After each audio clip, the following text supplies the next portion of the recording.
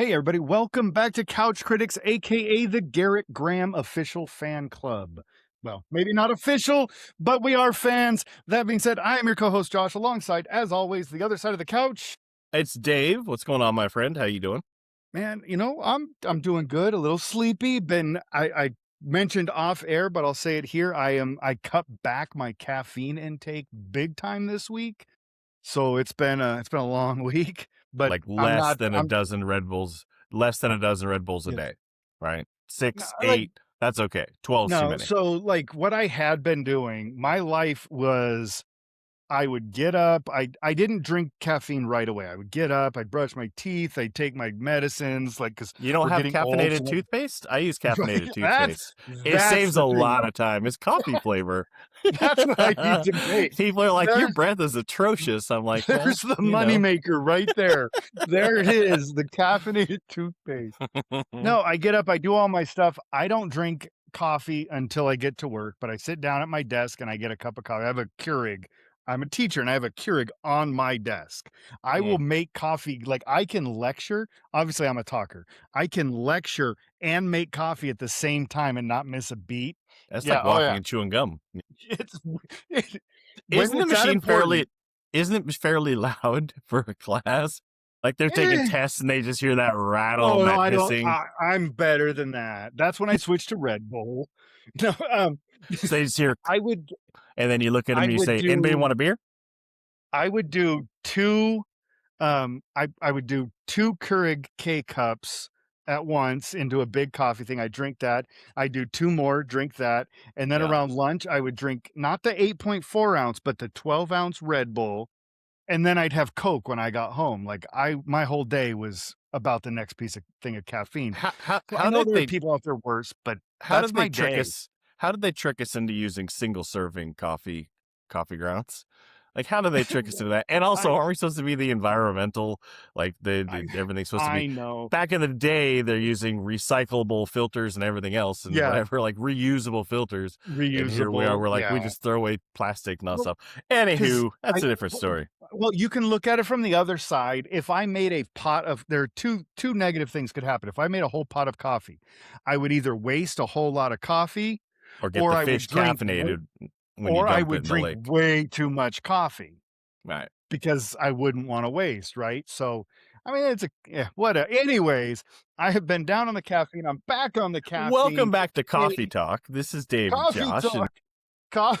Coffee cow. This is the coffee clutch. I'm verklempt. Talk amongst yourselves. Call back to old school SNL right there. never heard of it. Anyways, Let me uh, ask you. I what's have a going question on, for you. Dave? Yeah, yeah. We're always having this debate about two actors who occupy very similar space in our minds. I think we just came Yes, across one for Garrett Graham. I can't yes. remember his name already, but um, Robert, not Mark Blankfield. Mark Blankfield always occupies very similar space. So Yeah. I watched a Mhm. movie. By the way, I only watched the last half of it with Sissy Spacek from 1981 called Raggedy Man. Doesn't matter. The Okay. movie's okay. It's a World War II movie. This lady's running it. Doesn't matter. She has kids. But in the movie, it's a small town in Texas, and there are two people who are, and nobody's gonna know these names. Probably you will, but I don't think anybody else in the world's gonna know them. But anyways, the two bad guys in the movie are William Sanderson, who I think Okay. anybody would know as Newhart. He's the guy who says this. My name's Daryl. This is my other, or no, Yes. what is he? Yeah, he's Daryl, and Yeah. then his brother's Daryl. Hi, He's the main brother in the I'm Newhart Larry. This is my squad. brother Daryl, and this is my other brother Daryl. Yep. Thank you, Larry, Daryl, and Larry. Daryl. That's right. And then the other one was Tracy Walter. I'm Yep. trying to think of how Same to guy. place him. He Same was in guy. Batman.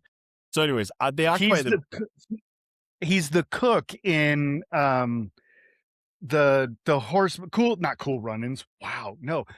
With Billy Crystal when cool they drive the cattle drive not movie. cool. Why'd you get me started on cool world? No, it's Cool. Curly's Gold, the City Slickers. That's the sequel, City Slickers. Yes. Not cool He's slickers. the Cool cook Slickers is the porn who gets version. drunk. Yeah, who gets drunk and Right. breaks his legs or whatever. But Yeah, nobody's gonna that's know them crazy. by name other than Anyway, you yes. and maybe a little bit. But Yeah. anyways, they're in the same movie Big together, menial and night. all their scenes are together in this movie. And I saw, and Wow. I was telling Mel because I was watching. I said, "Oh my god!" I said, "That's crazy. I've never seen them in something together." And I said, "They Right? are so similar. I always interchange them in my mind for each other when I Always. see them in a movie." So I looked up trivia, and on both of their trivias, the very first thing is often confused with the other guy. Like in their Yeah. trivia on They are IMDb, the yeah. Well, it's and very I well known. read an interview with read or saw online an interview with one of them, and they were talking about oh, no, it was not You saw an interview with one I of think these guys? It was William Sanderson. I think it was about Newhart, and he was talking about how the role was actually written for Tracy Walter, but he wasn't available, so they got William. That's just crazy. They literally even to casting directors, "Hey, I need a Tracy Walter type." Well, William Sanderson's Yeah. available. You have to be a hard Yeah, film geek to know him by name. You have to be a pretty decent film geek to have any interest in this conversation. But it was funny to me to see them it's both funny. in the Yeah, same scenes in this weird movie, right. this little Yeah, 1981 film. So, anyways, and this is a I random love it. thought. I just thought it was absolutely crazy. More But random anyways, thoughts from the couch. I let me. What have you been watching, my friend? Now let's get to the meat of the potato. What have I been so I've been watching quite a bit, but real quick, the first thing I wanna talk about is this, I guess you'd call it a limited series. It was a single season thing done on Hulu back in 2022 called Reboot. Yeah, Are you that's the one familiar with with the show? the with Joey from Friends. Is that right? No. No, that's No. episodes. That's a Ah, good show. That's episodes. No, Reboot it was only out for it only did 1 season. It's got Keegan-Michael Key, Judy Greer, Johnny Knoxville, Rachel Bloom, who did Crazy Ex-Girlfriend. What it is it's like the post-COVID world, and Rachel Bloom is this up-and-coming writer, creator, and it's like she pitches to Hulu that she wants to reboot this movie from her or this TV show from from her childhood, from, like, the early 2000s or whatever, that starred Keegan-Michael Key, Judy Greer, Johnny Knoxville, and, um Callum Worthy is the son who oh, played the okay. son, and I'll she take your wants word to for that. reboot it.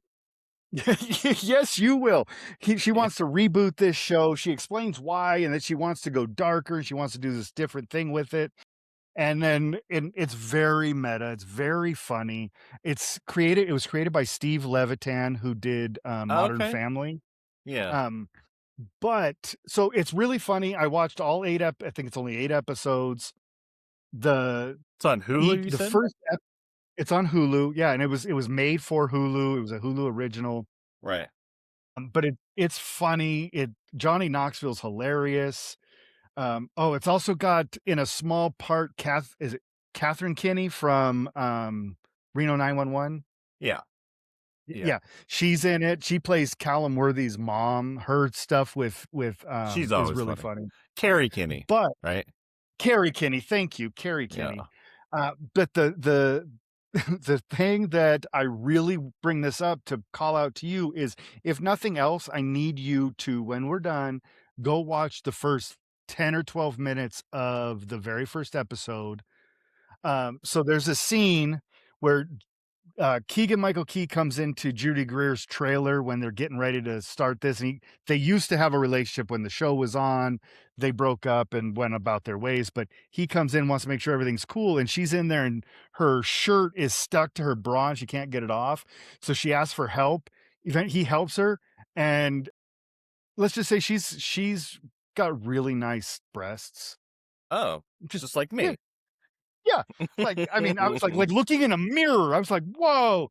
I have Um some in a box over there. I was kidding. I got him in a box. Yeah, I'll check it out. But yeah, I do remember the commercial for it at this point. I think Hulu yeah, played an ad or something for it. It looked yeah, funny.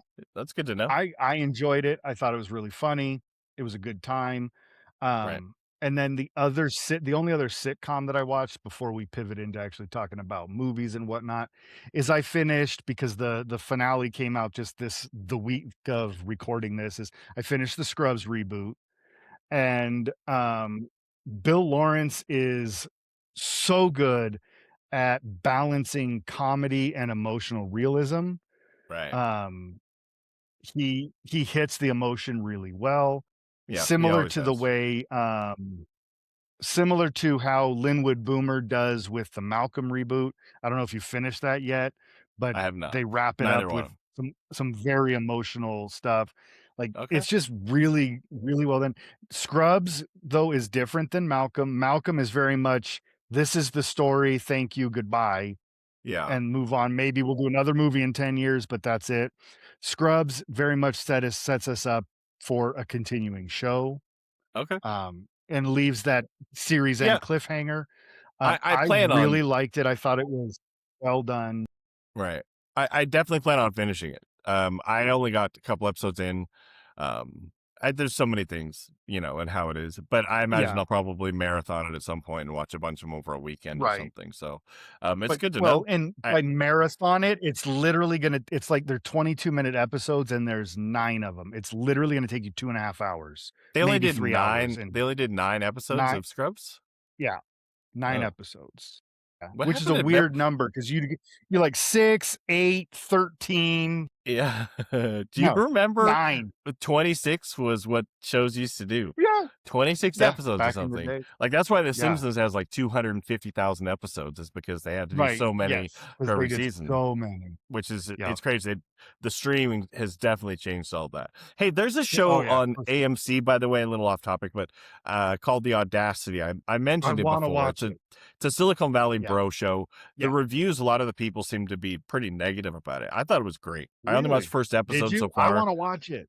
Yeah, Yeah. but again, I'm a cynical person, and I think they're taking a cynical point of view on technology and the tech broy people. So I don't know, but that seems to be the running theme is that some people think it's boring or whatever. But personally, I liked it. I'm happy that AMC is putting out another great, in my opinion, Sunday night Yeah, show. for They haven't done that for a another while. show for us. Correct. It's another Um, show for us. but anyways, Speaking of shows for yeah. us, I watched a documentary that you had told me about years ago, and I finally watched. I think you told me about it. You Can't Do That on Film, the You Can't Do That on Television Did you watch it? documentary. I finally watched it. Um, I I was have not seen it. I love you haven't watched it? You just told No, me no, about no. it. No, no, no. Oh. This is worse than that. Mel, my wife bought it for me for a Christmas present 10 years ago, maybe, or 9 years ago. It's still sitting by the DVD player. We still never watch it. She brings it up often. So That's that'll be a awesome. sticking point when she hears That's that you've watched fine. it before. And anyways, but Well, and I I only watched digress. it because it's streaming on Paramount Plus, so No, I then watched I'll it. watch it. Um, 2 things I'll say about it. First is it is similar to You Can't Do That on Television. This is a low budget documentary. This is not high shine, flashy Right. documentary, but that doesn't matter. The thing that So it's really not it's irritated not me Ken though Burns. It's not Ken Burns presents. no, You can't no, do that no, on no, no, television in a 6-part no, it's miniseries. not. But it does give you some great insights into how it came about. I didn't Yeah. realize there were there were like spin-off shows that they did for a year or 2 here and there from it. I didn't know all that. It talks about where the slime idea came from and that. But what really made me angry though is when it was done, I was like, "Man, I'm gonna watch some." And I realized that only the first season is available to Yeah. stream. They're hard to find. You All find the other seasons clips. it was on Yeah, for 12 years or something, yeah. and you can find It's a season 1. hugely pivotal part of my childhood and all Mhm. of our Yes, generation. It was a absolutely. very random little Canadian TV kids comedy TV show that Mhm. came on Nickelodeon. When Nickelodeon first started, Yeah. this was their first real Mhm. show that they were putting out there, putting their stamp on, which is it became Nickelodeon's entire identity, obviously, because of the slime Which and is funny everything else. because Nickelodeon only all they did was air it in the US. Like, they didn't have to pay any money to produce the show. Yeah. They just paid them to let them run it in the US, which That's what they they do with actually talk about that Monty Python did. That's That's what what they happened with do Monty with Python yeah. here. Oh, yeah, With Monty Python, yeah. because they didn't have to do anything but just air it here on like PBS or whatever, and that's how everybody Yeah. saw it 5 years after it was a popular thing in the UK. But anyways, it's a huge part of my childhood. I imagine yours too. Same. Same, yeah. So, I Mm. watched a bunch of other stuff, but before we get to any of that, any big things you've been watching? I watched a bunch of stuff. Well, let me ask you. I'm always the one checking out trailers. I back in 2000, I think 2000, that movie Meet the Parent, or 2004, Meet the Parents came out. Ben Stiller and Robert De Yeah. Niro. We all know the movie. Mhm. Yeah, And, yeah. my mom and I didn't often agree and have taste in the same stuff, and it was one of the times we went to a movie, just her and I. It was Mhm. funny to both of us. We had a good time, so I remember that, and so I always liked the movie Meet the Parents. Mentioned this before. The sequel I didn't care for, and then I think they made another one I didn't care for. They're making another one. Yeah. Yeah, I Uh, saw Focker's in Law or something, yeah, Focker in and Law? as much as I hate to say it, like, I think just because of the people that are casting, I can't remember now, but I would probably watch it. I wouldn't go to the theater or anything, but and I know I'm gonna be disappointed, but it looks all right. I don't know, to be 100%. It's what's So, her name? The yeah, little cute Ariana Grande, and she's funny and it's all that gonna be stuff, you know. yeah, Yeah, she's she is way more talented than yeah. you would think as from a like a pop star slash, Yeah. Nickelodeon actress. She's or Dude, she has Disney Channel, she whatever can she she can do is an impressionist, which she could have spot gone on. into that doing that. Yeah. But it's like I think Skylar Gisondo from the Vacation movie, and then Righteous Gemstones. So Yeah, I like Beanie him. I think he's Feldstein. yeah. Yeah, she's also in it, but I think Skylar Gisondo is Ben Stiller's kid. He's grown up now and he wants to get married. Ariana Grande comes in, and then, anyways, Robert De Niro is there. Sure, the trailer didn't look as bad as the Meet the Fockers to me. So, anyways, I just wanted to mention that because I was surprised. I was gonna watch it and make fun of it, And and then I was it's the like, guy who the director of I Love You, Man. I like I Love You, Man, so yeah, an yeah, underrated movie. I love you, man. Jason yeah. Segel, Paul Rudd. Yeah, Mhm, that one's pretty underrated. But I watched a handful of yeah. movies. Yeah, Let me ask you. yeah, This is a movie I've started a dozen times. It was based on a play, Death Trap from 1982. yeah. I've only Have you ever seen seen the it? play. I saw the Okay. I've seen it. So Jennifer and I go to, we have a Shakespeare festival here in Idaho, In and your we get house? season Oh, 2 in my okay. house, in my pants. No, there's a Shakespeare You want festival to in see my Boise. Longfellow? Good. They do 5 plays every year, 2 Shakespeare, 3 other plays, and we generally get season tickets every year. Okay. We sit out, have a picnic on the lawn, watch the show, whatever. And they did Death Trap a couple of years ago. I love the play. I've never watched the movie. The movie is it plays as a play. It's all in one room. It's all basically in one place. Um, it's I've never seen the play, so but I do know that Christopher Reeve did it in 1982, and it's a and it's him, Michael Caine, and then I can't remember her name. But it's who's directed that? Somebody, Sidney Lumet, I think, directed it, which Yeah, he's a that phenomenal sounds right. 12 Angry Men, for Christ's sake. But anyway, so I don't want to give too much away if people don't know it, but it's a pretty decent movie. The performances are all good. The story's good if you watch it as a contained play, in that sense. But it's funny to think in 1982, Christopher Reeve is playing this role that is so opposite the stone faced, D Yeah, even though he still is. You still see Superman when you're looking at him, right, but in this, I'll just say he's a little darker. And also a little bit, he's off brand of Superman, let me put it that way. And I can't right. imagine how much trouble the studio had with him doing this thing, which he was probably trying to break out of the trap Yeah, they were trying to put him in of being typecast, which he because kind of he'd already was for the been rest of his Superman time. on 2 films, right? Yeah, they've done at the same time, but still. But anyways, I just want to mention that because it was pretty decent, and it was Christopher Reeve. I realize is a good actor, but he's super wooden. So in watching it, Amy said he's like Gary Cooper, which is I think what it is. He's stoic all the time and very um he doesn't emote very much. And So, so in that um, it seems boring. yeah, His and performance. the um the the character sexuality in the play is Yeah. the play that Well, we that's what I was saw getting at, was but it very outward. Yeah. yeah, The play that I saw, this is just to call out how weird and odd people are. So we saw the play live in the amphitheater. I don't know what it holds, 500 people or whatever. So it's small. And when you're watching this play live on stage in front of you, and they leaned into some of the more LGBTQ type of subtext in the show in the play, they leaned because into it's it. now. Yeah, And yeah. yeah, but there was, I want to say, like, I we sit within the first 10 rows, so we're right up at the stage. And I don't know about what happened behind me, but at least 5 groups, like husband, wife, boyfriend, girlfriend, whatever, got up and Left. walked out, left. And I was Yeah. like, "Are you freaking kidding me? Yeah. Oh It's a my, play, are you people. It's like, a play. co" Yeah. and it didn't, nobody like, this isn't a training session. We weren't teaching Right. you guys, come on. Right. But Well, I think anyways, in yeah, mm, '82 it was I was a big different deal. because yeah, Yes, and yeah, I big guess deal. if you don't know the play, I think the twist in it that you were supposed to be surprised by is that Christopher Reeve and Michael Caine are lovers.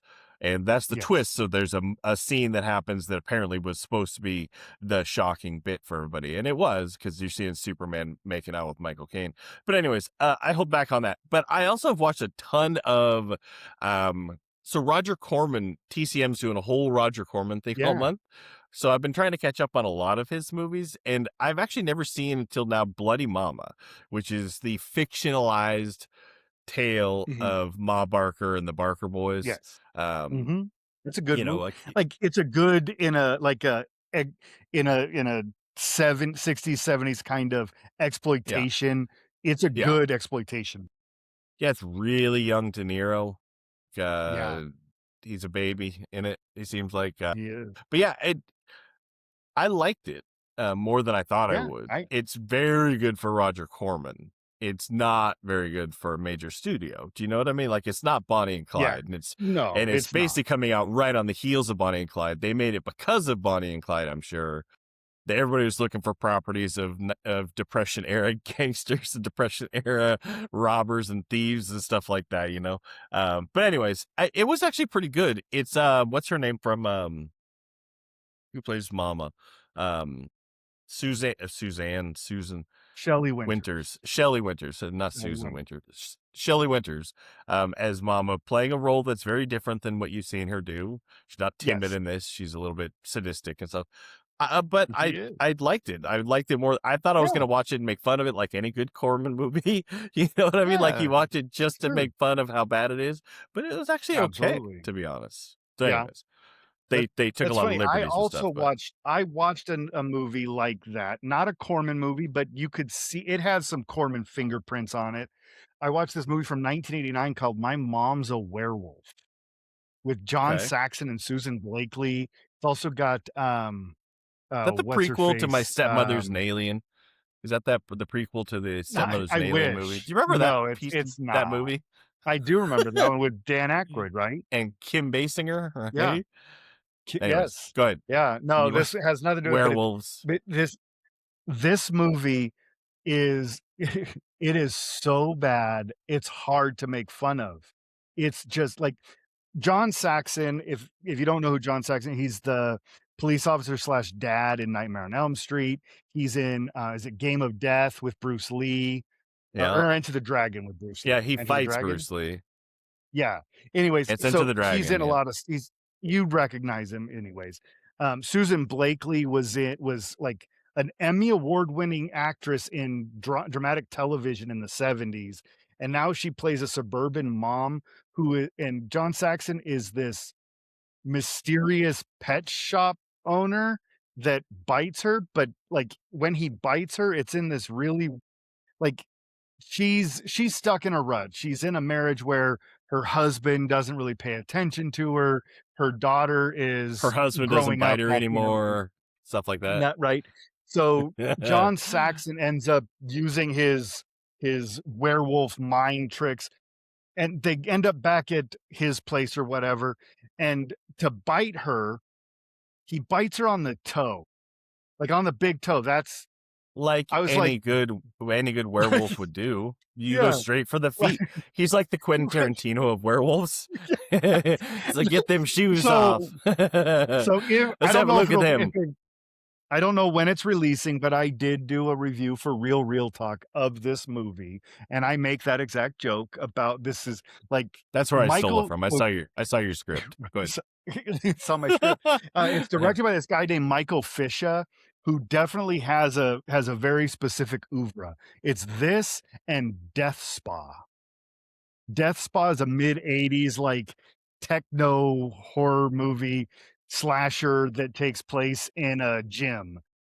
Okay. It's bad. In a gym. Okay. At a gym, They had a after hours, location because that's they had a location, they built a movie around it, yeah, basically. exactly. But the reason I bring this up, it does something it does do something, and I totally think it's completely on accident. But they set this up where the the transformation, so Susan Blakely, she's an attractive woman, but in this, she's kind of dowdy, like stay-at-home work mom doing her thing, Right. and the transformation takes place in parts, little bit by little bit, and, but when during the transition, she becomes really attractive. All of a sudden, Right. she's, like, dolled up going out, and it does this thing where in a better director and a better writer, this could have been a great, like, female empowerment, finding yourself, standing up, and like, but it is so It's the bad. It it's feels the like female version an of awful Nutty sitcom. Professor, where Yeah, the transformation turns her into suave debonair. It's the which is in reverse Nutty Dr. Professor is Jekyll. basically, yeah, Dr. Jekyll, But right? it's the reverse It because you're turning it is. into the cool guy instead of the monster. Yeah. But Huh. it's really bad. It like a Corman movie, though, you watch it, I knew it was gonna be bad. I just wanted to laugh, and it's just bad. Right. It was bad. I highly recommend anybody watching it with a couple of friends and very little sleep so you can laugh a lot. But just anyways, be half awake and then it'll be half entertaining. awake. You're like, "Woo." No, That's a big but homework the assignment. yeah, and the transformate like, the wolf makeup looks like if you went down to, like, Walgreens and picked up the clearance Halloween costume, That's that's what probably she's wearing. so that's where he makes Corman-esque. But he makes it look Yeah, somewhat okay. A bad right. filmmaker does not. Yeah, You does know? not. Um Yeah. let me ask you, you know who Jonathan Joss is? Um he's a Native American actor. Famously, he was John Redcorn on King of the Hill. He did the voice. He's Ken Watate in Parks and Rec. Yeah, He that was just around for a passed long time. away last year, yeah. So there's always a handful of movies that if I start them, I'm going to finish them. Uh, Mhm. I just True Grit was on the 2010 Coen Brothers remake. And it was on the other morning, and I just put it on for a few minutes. And next, 2 hours has gone. Amy and I were just Right. watching the whole thing. It's an incredible movie. I love it so much. It's such a very good remake. Anyways, but Jonathan Joss is in it very briefly. But I started kind of looking it up and stuff like that. I did not know he was gay, for one thing, and that he was a hate crime that he was killed for by his neighbor, Yeah, because he was which gay. is Yeah, what a sad, terrible right. story. Like there was some neighbor dispute, anyways, but apparently some homophobic slurs were said, and then he was shot and Yeah, killed. It's bananas, yeah, man. Just bananas. I it don't know why. is. And Why isn't speaking of that John talked about? Jonathan Joss isn't. He's a yeah, face everybody knows, even if they don't know him by yeah. name. He's got one of my favorite scenes. He's basically a cameo, but in, Almost Heroes Yeah, uh, with Chris Ned Beatty Farley, and Burt he plays Reynolds. the slightly the slightly off native when they meet up with the natives. His name is Bent Twig because Okay. he's a little bit lost in the head, and he starts like a turd. I Get remember the me scene. laughing I every didn't know time. that was him. I have not seen that Yeah, movie in yeah. years. That's a good Oh, movie. I love it. Yeah, I do Like, too. I love I Christopher always Guest. have. Love Yeah, Chris and Guest. when like Mel had never watched it, so after we met, she was a huge Chris Farley fan, of course, and I said, you know, Mhm. this movie is underrated. Nobody knows it, so this is a movie that's underappreciated, and I had her watch it because Chris Yeah, Farley is a genius in it. This part where he's trying to take the he's eggs out of the so basket and stuff, it's just yeah, absolutely amazing stuff. and all he needed was the shell. Yeah, and his facial expressions, all that stuff were just great in that. But He's anyways, so good. underrated, really dumb, very dumb movie.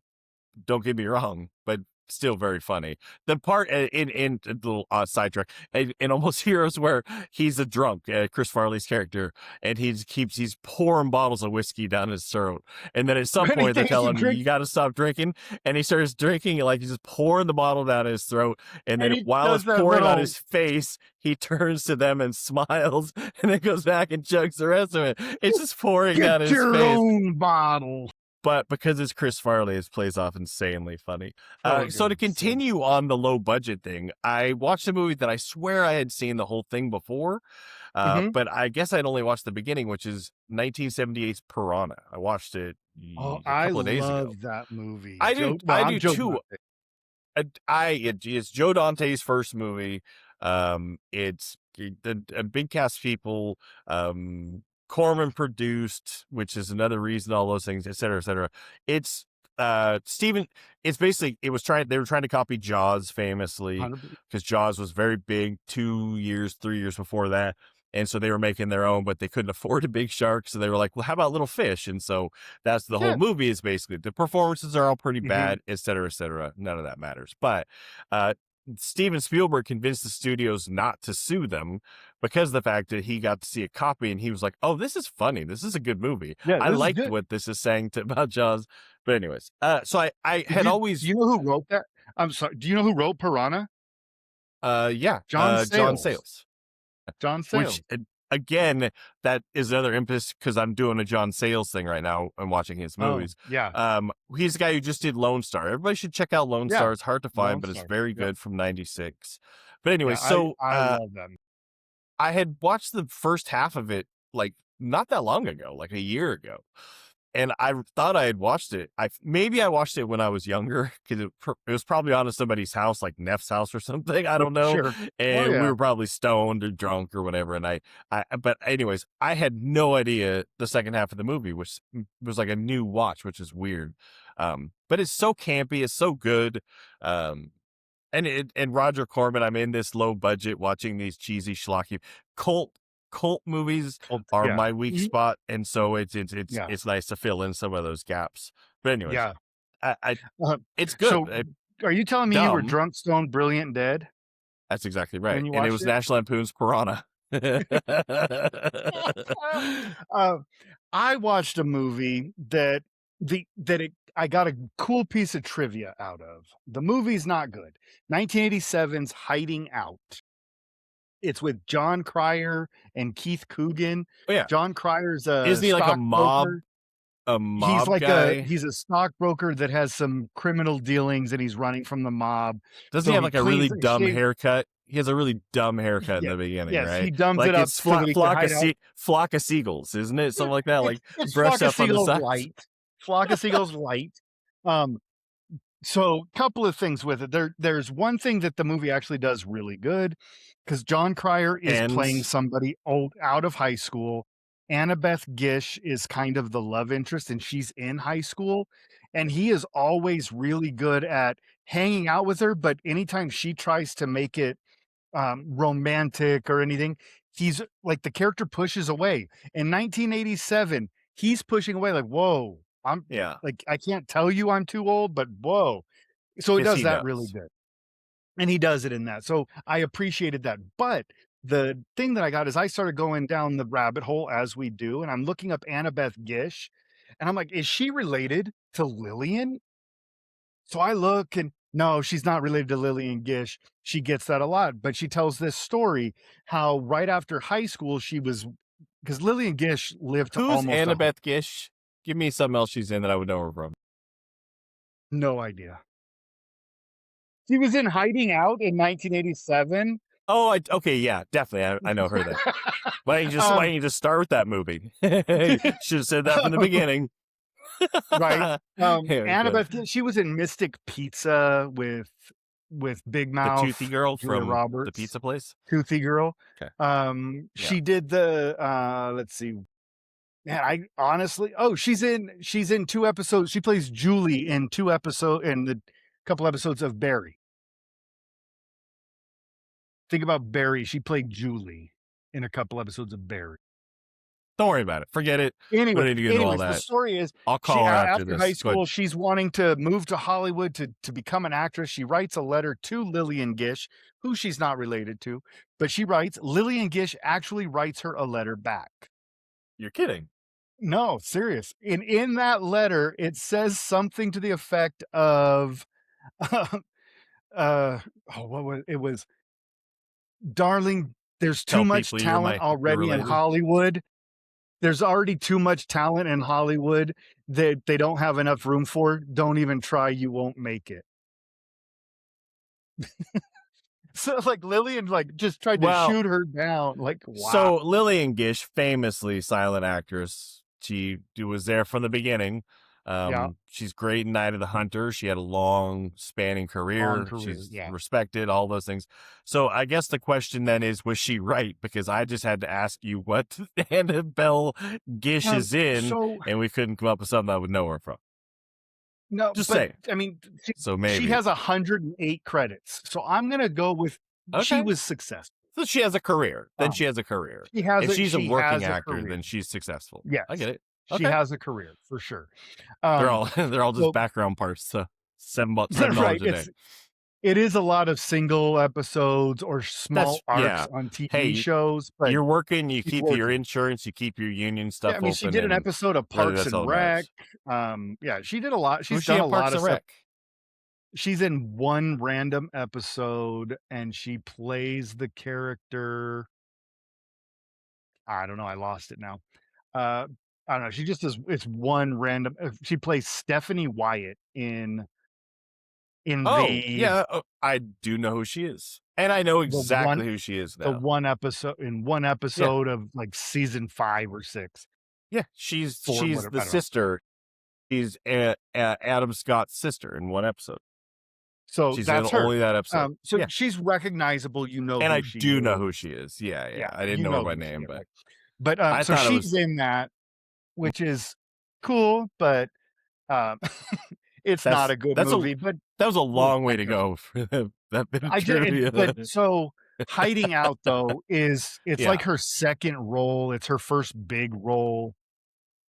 But yeah, she was like, I think even in that movie, she was only 16 or 17 when they were filming it. And John Yeah. Cryer at the time was like 23. So Yeah. like they did a good job of separating all of that. I'll give them credit for that, but it's not a great movie. But Yeah. the hairdo does do a lot of the acting for him. That's what I remember. I saw it when I was young, when I was a kid. I've always been iffy about John Cryer. Some things yes, some things no. Like Pretty in Pink all day, but other than that, whatever.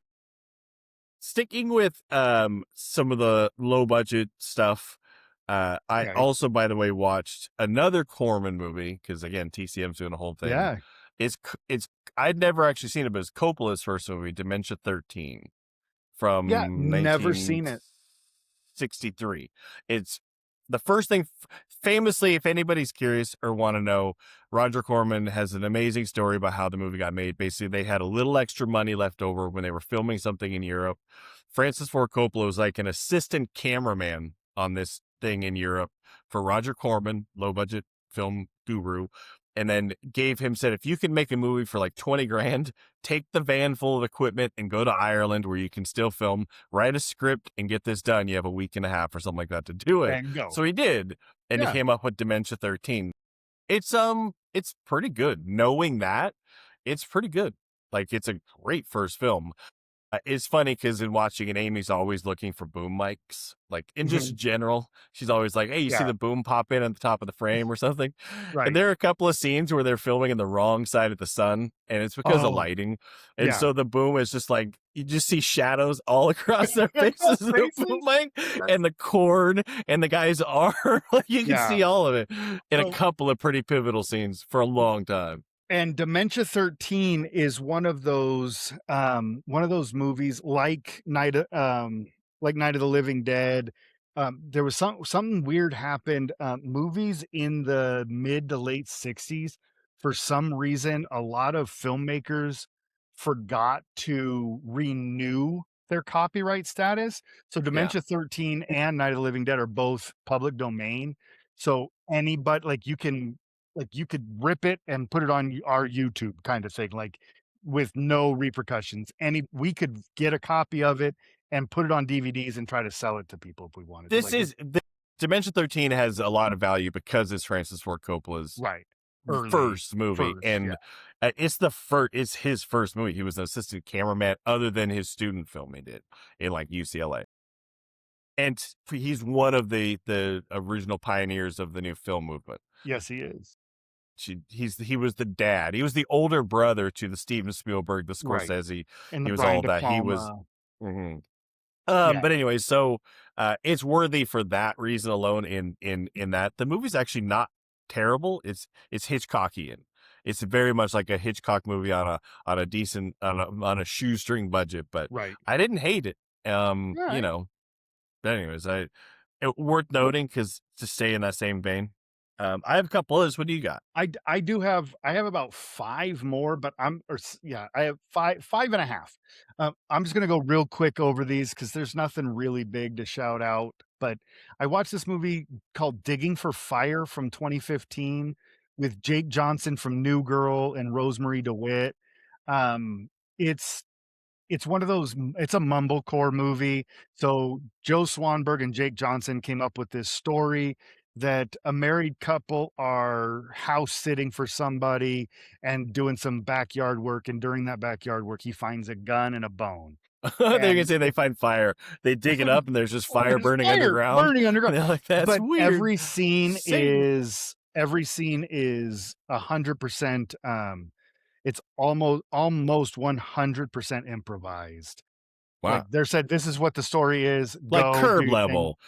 Curb, they're still following Mhm. plot points and Well, they have like, yes. you need to make sure in Yeah. this you say there's a So, car coming. yeah, Something like that. it's a very low stakes movie, but what ends up happening is Jake Johnson finds this stuff, and for whatever reason, Rosemary DeWitt takes her son to go visit her parents, and she goes off on her side quest. He has his buddies come around, he goes off on his little side quest, and it's just random relational drift, whatever.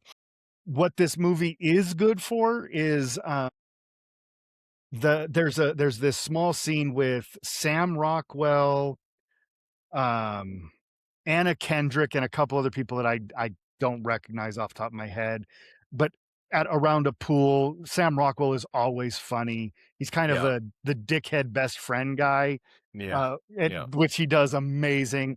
Anna Kendrick is playing kind of the drunk floozy or whatever, who's just there for fun, and she goes swimming in the pool, Does but she play with cups? Does she do a whole scene with dancing cups she and music? doesn't do cups Okay. and she doesn't sing, but, Digging for Fire, it's okay. If you're bored, Okay. it's okay. Yeah. Then I Okay. watched Five Nights at Freddy's 2. Oh shit, how was it? The first Yeah. one's better. Okay. The first one's Got better. it. This one has, Skeet Ulrich in it, so they're doing a whole OG Scream Ooh. thing, There you pulling go. in, um, His name's Skeet. Skeet, Skeet, Skeet. Skeet. And it's got that girl that there's the young girl, and I don't remember her name. I'm not gonna look it up, but Anna from the Kendrick. new Anna Kendrick from the young girl from the new Gabrielle Gish. Ghostbusters. Oh, yeah, I can't remember that girl's name, The but young I'm girl with you. from New Ghostbusters is a character in it, and I like her. I think she's a really good actress. I think she'll do good as she ages. Dan Aykroyd, Um, right? That's her name? yeah, yes, Dan No, no, Aykroyd, no, no, it's all right. Dan Landis. No, so I watched that, and then I watched 3 3 old movies, 2 pre-code, 1 silent. Oh, what'd you watch? The silent movie that I watched was actually a rewatch. I watched it when I was in high school, watched it again because it was there. Nanook of the North, Oh, yeah, just often considered the first, documentary, even documentary. though it's Yeah, almost all scripted-ish, like scripted, prepped or not prepared, staged. Thank staged. you. But regardless, Robert Flaherty, Scripted. That's the scripted silent movie. it's a scripted silent movie. Well, yeah, Yeah, it's yeah, very staged. The Inuit family, they were not a family, they were just the most photogenic, so they played a family on screen, yeah. but it's still a really good movie. It's still easy to watch, it's Cultural still relevance culturally relevant. and Yeah, relevance to film mhm, history. and That's a lot of and silent movie. and a lot of the reason that it's staged, Alec Baldwin does the intro because it's on TCM. Alec Baldwin does the intro, yeah, so he's definitely part of it. In the intro, he does talk about some things that I had known before, but it's cool to bring up. The reason that so much of it is staged is because, um, Robert Flaherty was smoking a cigarette and accidentally caught half of his footage on fire and lost it. So he That had to go goddamn reshoot stuff. nitrate film, man. He had to That go stuff. reshoot a so he had to go reshoot a bunch of stuff. They're using like highly explosive film stock. Yeah, Which and by he's the way, smoking. that leads me into the next movie I've seen. But go ahead, keep going. Go for it. No, So, my last 2 are just a couple of pre-codes, 13 Women, which I've seen before. It's Myrna Loy. It's the only theatrical movie that Peg Entwistle did. Peg Entwistle, famous, from that era because 2 days she after created the this whistle. movie, she created the whistle, and then 2 days after this movie premiered September 16th, 1932. On September 18th, 1932, she climbed up to the top of the H on the Hollywood sign and dove off to her death. Peg Entwistle, tragic figure, early Hollywood. This is her only movie, but Myrna Loy's in it. Myrna Loy's I great love in Myrna it. Loy. Yeah, Irene Dunn is the main character. It's she's great. basically this group of women, a psychic tells her that that these old like sorority sisters of her have betrayed her or whatever, and they all end up dying. It is actually considered by many historians to be the first quote unquote slasher movie. It's kind of the model that Psycho takes on and then becomes what we know today. And the Right. last one is Joel McCrea and Fay Ray in The Most Dangerous Game, which was filmed concurrently with King Kong because they had the island location, so they made another Yeah. movie. Yeah. And it's a fantastic little thriller. I highly recommend anybody watching it. That being said, David, what were the other things you were going to talk about? What else have you been Uh, watching? well, you talk about Nanook to the North and the original Yes. footage had been Yeah. burnt up. All the old original cameras and stuff all ran nitrate film, which is very, very, very, very, very flammable to the Yes. point where the stuff that is still nitrate film, which is a lot of it, has to be kept in halon filled vaults. They Yes. will just douse the place with inert gas to And they're stop any extremely fires. cold. Like, if you Yeah. like cold, that's where you wanna be. Yeah, in a film vault. But anyways, which is nuts because that's why so many silent films, especially, are lost. Is because, but it also produces the best quality at the time and still produces some of the best quality film stock. But, anyways, in 2012, Amy and I went to go see The Artist. Everybody saw it that year. It's a modern silent movie. Mhm. It won Best Picture, Best whatever. Yeah, Best actor, best picture. it's a French film technically, but it won all these awards and it's the first time that's happened. A movie about a silent film actor that's loosely based. I know silent films, so I know Yeah, all of the stuff that they're right. basing everything on. But it's funny because at the time I'd only probably seen probably a dozen silent movies in my Right. life. When I saw that in 2012, and I didn't know, I just knew the big stuff like everybody, Charlie Chaplin or you know. But anyways, now I know so many, and Mel had never seen a silent movie before that, but she still liked The Artist in 2012. Yeah. So we plan on going back because we've probably seen, I don't know, 400 or 500 silent movies now. Right. I'm very familiar. I know the chronology of how it all came about, to who's where, and all those things.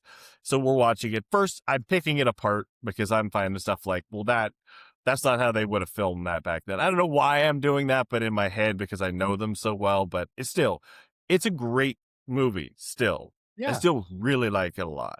I think the single most important thing is that Babylon, which is a movie I absolutely Mhm. adore that came out a couple We of years love ago, Babylon.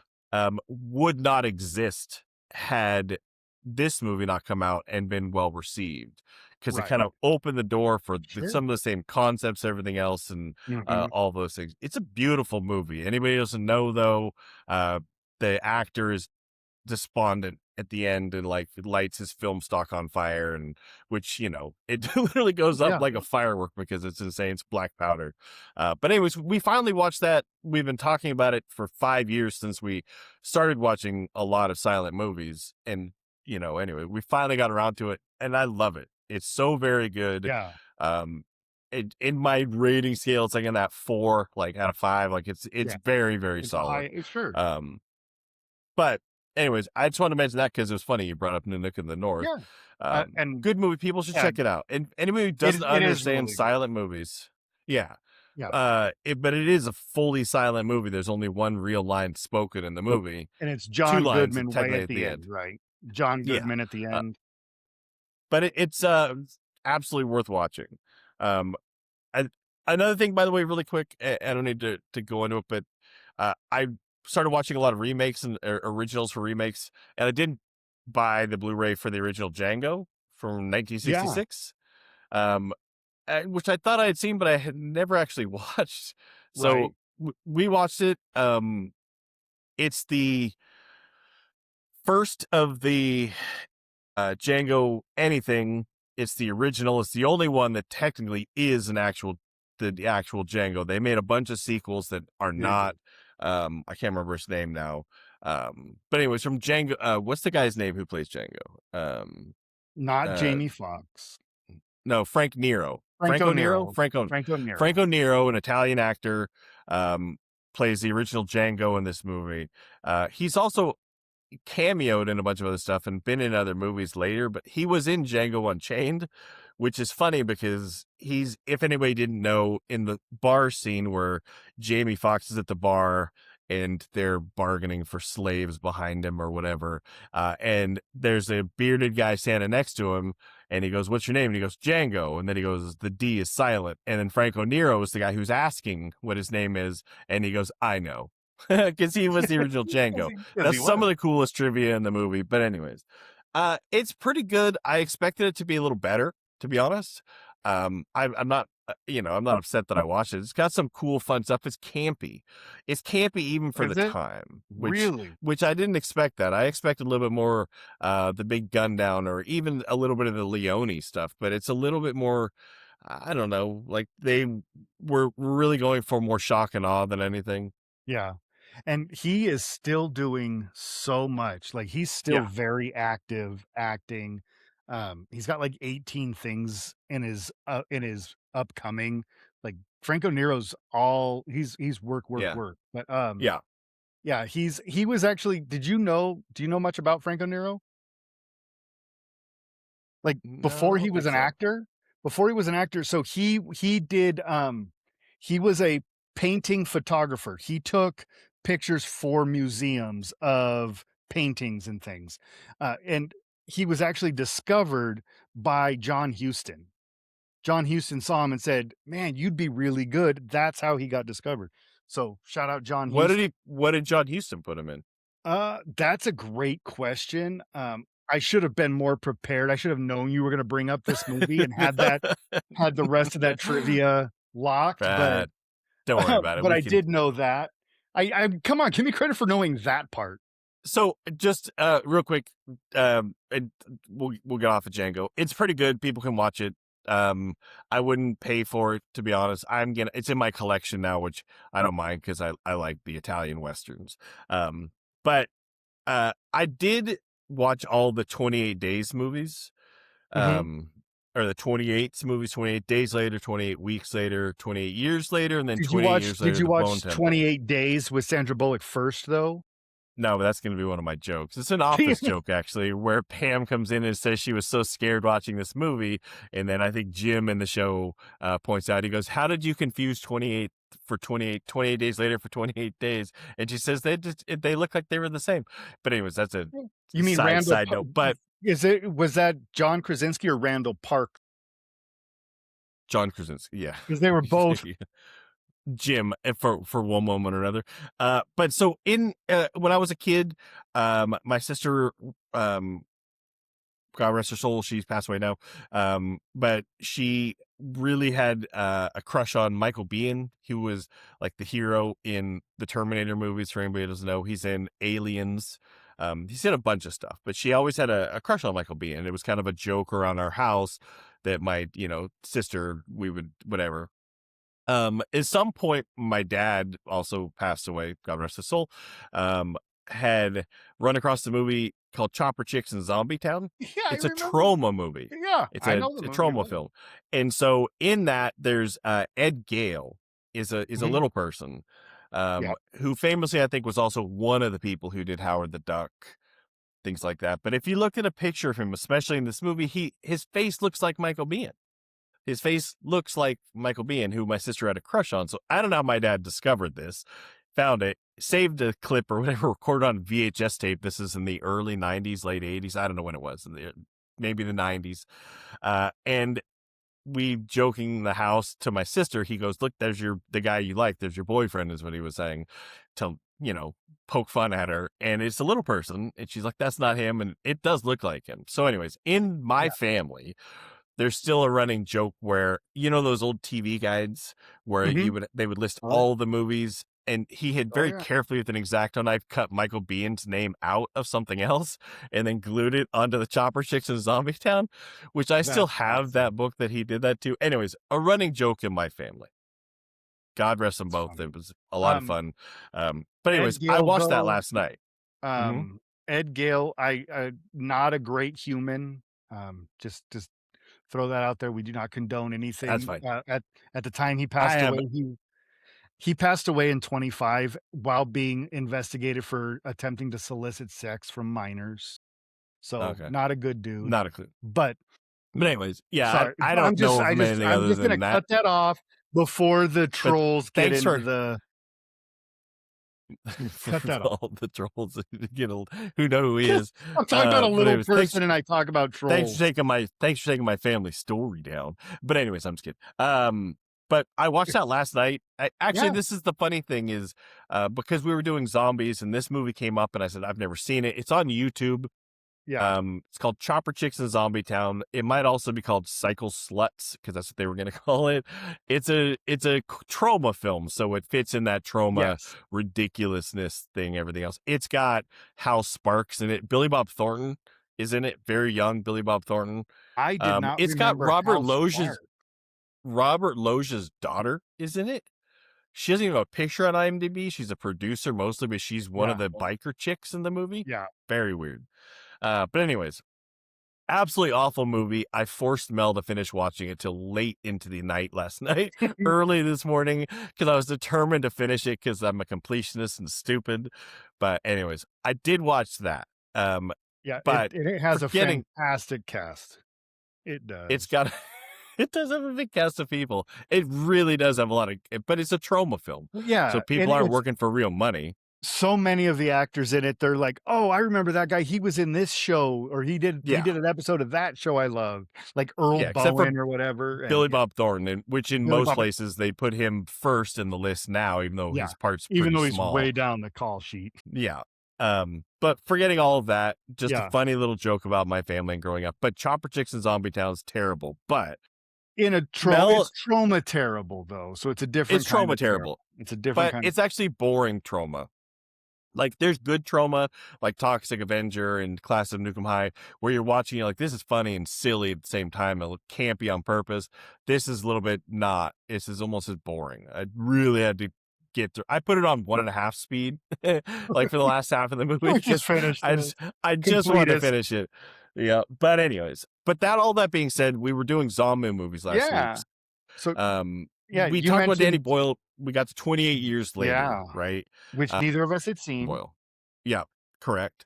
And so that was our mission, was to watch those things and then kind of come up with movies about lists about zombie movies. So I watched to get to my homework, the 28 years later, because I had only seen 28 weeks later, which is the second one time, but 28 days later I'd seen a few times. It's Danny Boyle's original vision from 2002? 2002. It's basically the first time running zombies, all those Yeah, kind of things. the And I rage showed Mel infected. that one, but she had never seen any of the others, and I'd only seen those first two. You've seen 28 Weeks Later already? Yeah, I'd seen 28 Days, I'd seen 28 Weeks. I had not seen 28 Years or obviously Bone Temple. They're Um, new, so yeah, it's so I hadn't gotten to understandable. those yet. I will say that, yeah, I love 28 Days Later. I was not a huge fan of 28 Weeks Later. Uh, but then Yeah. this one has some, s Danny I Boyle's directing again. Danny Boyle's Danny directing Boyle, again, so it's beautifully shot, wonderfully paced. I was bored to death.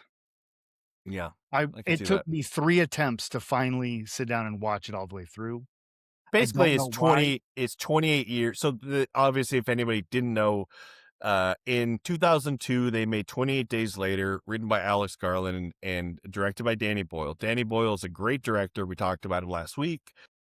He's one of my favorites. He does all the Is genres that you can amazing, yeah, imagine very well. His visual sense is so spot on. It makes everything come alive. So he's very good at that, at very. throwing something in that.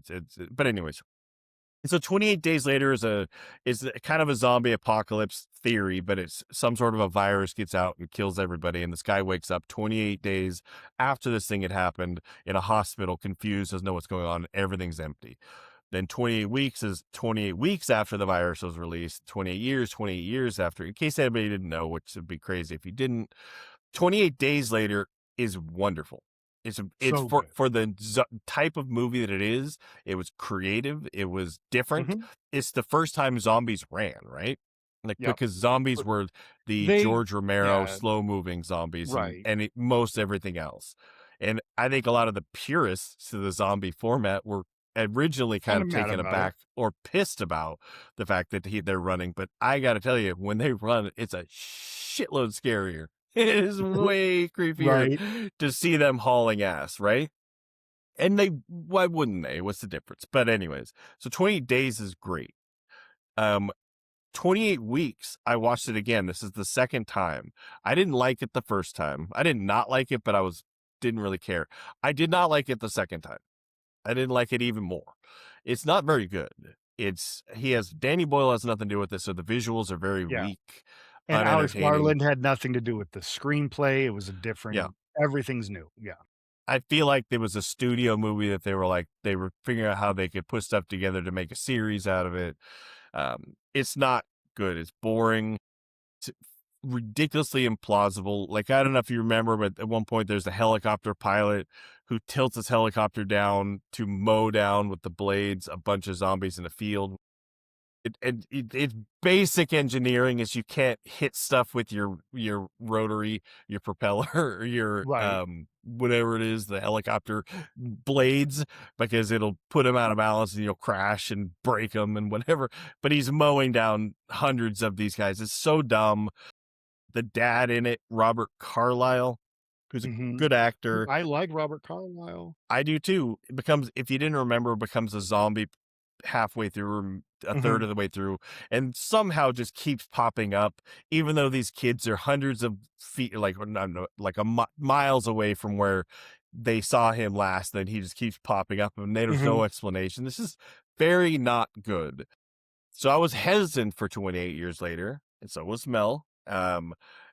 And Danny Boyle's visual stuff is cool. Mhm.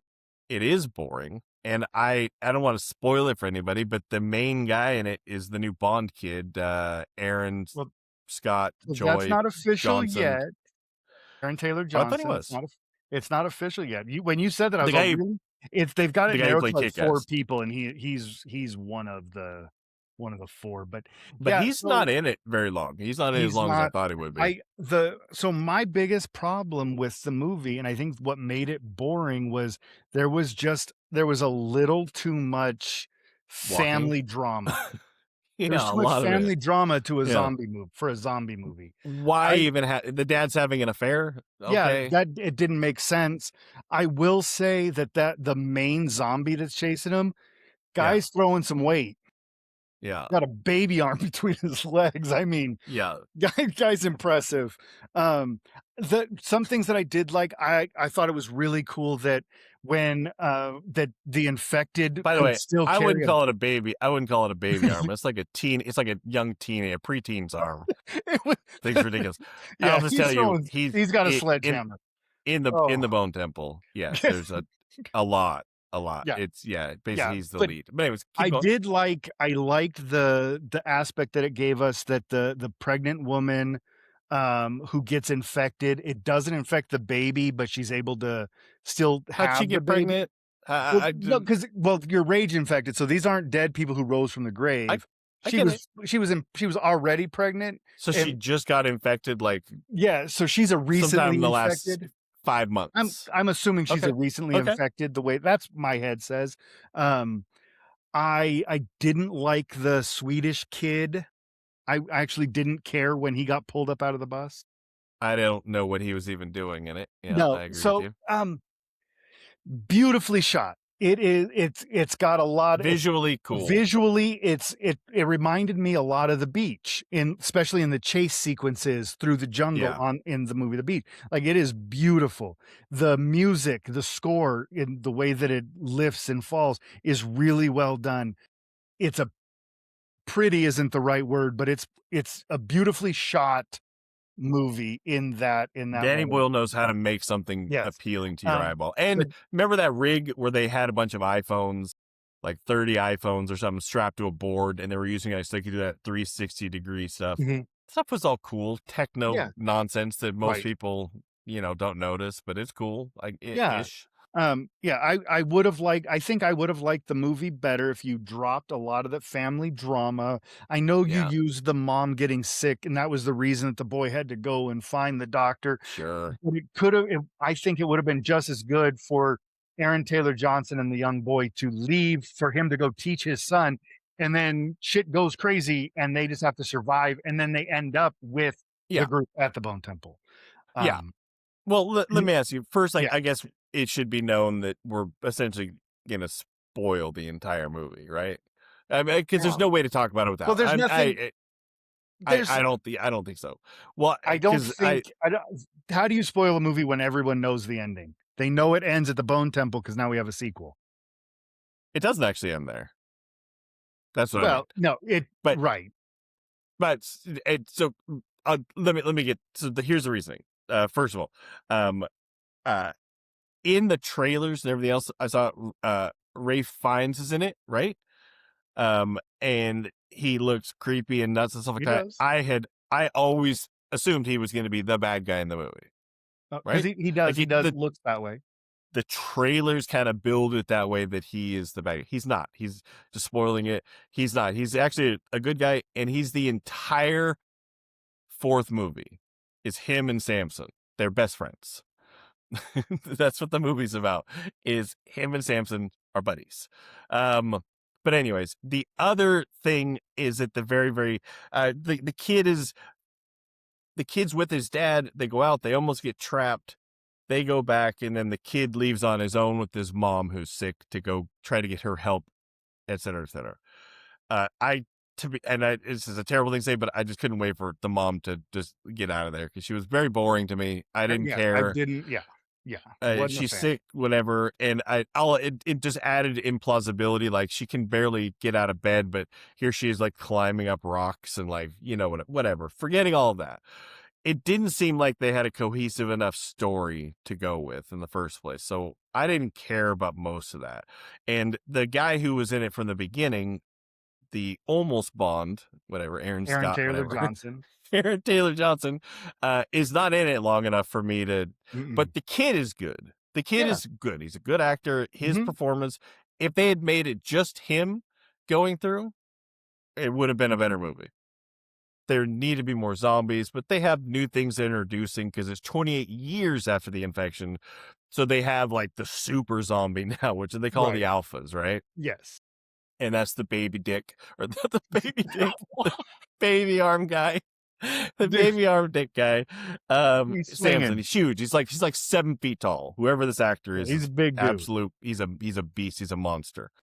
But anyway, so they come across him, and that guy runs. He's as a zombie or whatever you want to call it, the infected. He's smarter. He can plan. He's a leader. He leads the other infected. All those kind of things.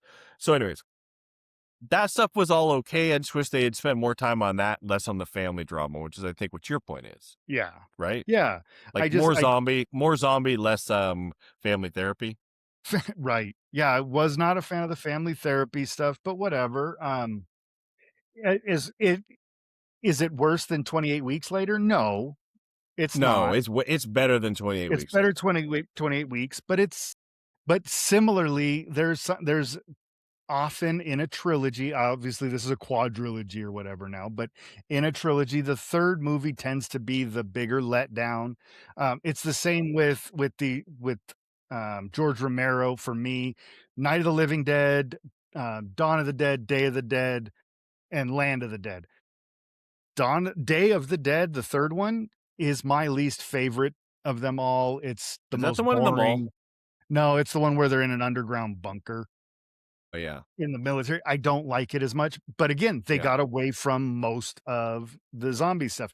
You do get to meet Bub, the Yeah. intelligent zombie or whatever. I sent you the gift the other day of Yeah. they were putting headphones on him. Yeah, Uh, exactly. Yeah. anyways, But yeah, so there's something about trilogies or the third movie in the series that seems right. to be kind of a tail off But from it's the better other. than the second one. Yeah, I it was is better. even if it's slower pace and a little less zombie and everything else, it was still better. And I think visually is why it's more enjoyable to your eyeballs. So the movie ends on the kid is now which they spent a bunch of time and money building this little island community at the very beginning where all these survivors are living. Mhm. They put all that stuff together, but then it's only in the movie for it's not very Yeah. long, and the No. rest of it's done in the forest, which is I kept thinking that the zombies are going to make it to there or something else to give it some sort of imminent doom, but none of that. But at the very end, the kid goes wandering off by himself. Don't ask. He brought a very quiet baby through the zombie wastelands. Very quiet because the baby doesn't cry or scream. It's not Never makes a hungry, noise. whatever.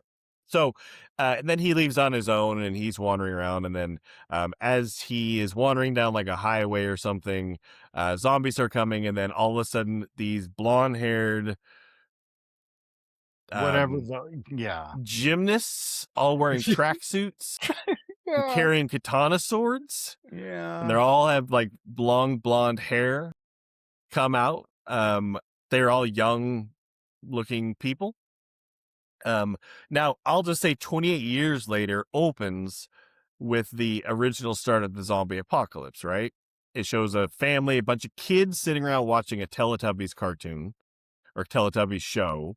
And the mom locks the door and says, "Stay in here, don't leave," or whatever. And then outside, the zombies are killing the mom, killing everybody, and all the kids get swallowed up except for one. One. Mhm. Yep. And that kid runs to his church next door, To the father or um, whatever, yeah. to where his dad is, and his dad is apparently just giving up to the zombies. I don't know. The kid runs away. Taking the That's how cross. the movie. That's how the movie opens. Well, Mhm. that's the kid at the end. Um, they don't really connect it, but you do Yeah, in a sense. 'cause you And see there the are cross. yeah, and there are other Easter eggs throughout the thing to say his name's Jimmy, whatever. It's basically a gang of these young thug kids. That's how the movie ends with them doing like flips, like Jackie Chan Yeah. fucking Jet Li flips off of rocks and stuff like Hmm. that and Yeah, slicing I don't zombies. understand it. Yeah. That made absolutely no sense. It None. actually took the movie down a half a star for me just Yeah. for Oh, yeah. because of that 2-minute segment because it seems so It out out of of nothing. nowhere. And does it pay off in the next one? It's the entire next one. So Is I those think guys it's studio pressure. Something said, no, no, no, you can't just end it with the kid going back to his community. We got to get more. And so then they probably did reshoots or added that this scene so they could lead into a sequel. I have to imagine because there's no fucking way Danny Boyle was okay with that being added in there to the end of on his his. He didn't choose for that to happen. He might have been complicit. He could might have said okay. But no, anyways, so the it end. really Good.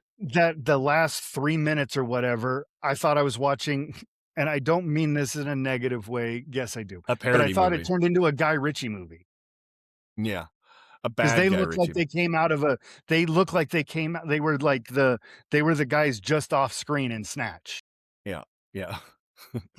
um, so anyways, that's how the movie ends. They come out, they slice these guys up, everything else. The fourth one starts at that Mhm. exact scene, basically. Not like Okay. you hear it, you don't see it, and then it shows them that group together. Um, I will say the fourth one is more entertaining than the third one. I was definitely more entertained. Okay. It's it's a lot of Rafe Fiennes, like a Yeah. lot. And he's phenomenal. He's the best actor in the whole thing. Well, Is there and anybody yes, better?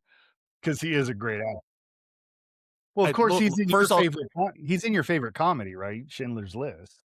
he is definitely. He's amazing. He's so good in Schindler's List. He just I can't stop laughing every time I see his Right. face. When he's As around the that pile of comic dirt, burning bodies. I'm sorry, that's an awful joke. I that's don't a know why I said that. terrible joke. But anyways, forget Terrible all the joke. Schindler's List stuff. Cut that. But anyways, he's Yeah, our mostly the editor fourth one. He's the biggest part of the fourth one, I'd say, other than the yeah, kid and that group of the blonde kids. They do give a pretty decent explanation for the blonde kids and what's going on there. It's a little brutal. And yeah. so I would Which say if given the option, I would say to watch the fourth one, not the third one, to be honest with you. alright. For Well, too late, pure but entertainment value. Yeah, I know. For pure entertainment value, you should watch it. There's some let me put it this way. Amy and I laughed a lot at a couple of scenes. It's got okay, great music in it. Really good music because they use a contemporary rock and heavy metal at different points. okay. I like that stuff, And yeah. then the last 10 minute, last 5 minutes of the movie, is should be you should see the last 5 minutes of the movie. Okay. If they were closing the series out, the last 5 minutes of the movie Mhm. is good. It's alright. If they close it out. So I do recommend it without giving too much away. And the blonde acrobats from the end of the third one um, are not as bad as I was afraid they would be, Okay. having seen them pop up in a ridiculous third movie. But anyways, so we did watch all of those, but we were going to quickly make a list because we talked to Annie Bo, talked all those things about Yeah, zombie movies in general. Now, I think I had the same problem you did, which is there are way more zombie movies out way there more. than you would think. If you just Google it, it's an insane list that you're like, oh yeah, that one too. Um, so I've seen a lot of them. What I realize Yeah, is I've seen a surprisingly lot. many. Yeah, I've seen a ton of the comedy versions. I've seen a Oh, lot of zombie comedy movies. did you see Zombies on Broadway from 1945? Mm-mm. 1945. From 1945. So here's the thing: is you brought up because the first like white zombie, right? Is 1932. Yeah, I think it's Sounds 1932. But it's like sounds right. Yeah. Caribbean Yes. voodoo It zombie, yeah, the which is the Haitian origins. yeah. Yeah. So I'm most of my stuff is consisting on more of the Romero style. 1963. I figured the history of it you would throw out there because it fits more in your wheelhouse. Right. So, anyways, Yeah, um, so there are a couple for the zombie, like if you want to get there, there's not a lot of really good Haitian voodoo zombie movies. There's a handful, but there's not as many of those that are as good. You count Weekend at Bernie's too, though, right? Oh Because that's no, Haitian voodoo that I zombie. wasn't even going to bring it up because that's number one. Like That's top of the list. that's Everybody knows Rushmore. that one. That's Rushmore. Yeah, I get it. Uh, It's about Rushmore level. Yeah, I yeah. get it. No, but you're right. So White Zombie 1932 is the original. Bela Lugosi, young. He's like the voodoo master who controls the dead through hypnotic will. There are a couple of smaller movies that came out, The Devil's Daughter, Revolt of the Zombies, but the next big one that was really good for me, and he comes up on our show a lot. I obviously like him way more than I realized, and that's Michael Curtiz. He directed in 1936, he directed a movie called The Walking Dead, not Mhm. to be confused with the TV show, but this one has With Boris Boris Karloff. Karloff. Yeah, yeah. Yeah, it's a great movie. But then there's the Jacques Tourneur under the production of the great Val Lewton, I Walked with a Zombie. That to me is that's the number one. That's my favorite of the Haitian zombies of the original. Still, most people's definition of zombie movies start in 63. Yeah, so and then I will throw out there Zombies on Broadway. You can watch it on YouTube. It's funny. These two comedy agents are trying to bring a real zombie from the Caribbean to New York for publicity, and it all goes off the rails. It's a very Laurel and Hardy-esque kind of a Okay. movie. Really funny. Give it a try if you So want. But yeah, Oscar worthy. Night of the Living Dead, 1968, that's like Dwayne 68. Jones. That's Yeah. that's the one. That's where it That's the really starts. that's the what most people associate with Yeah. the And zombie stuff. yeah, And the first one is phenomenal. I Anybody love who the first hasn't two. seen it, Yeah, I yeah, love. it's a great, clever idea. Whether Romero had motivation to make it about a metaphor about capitalism or Right, something, I don't know, but it doesn't matter. right.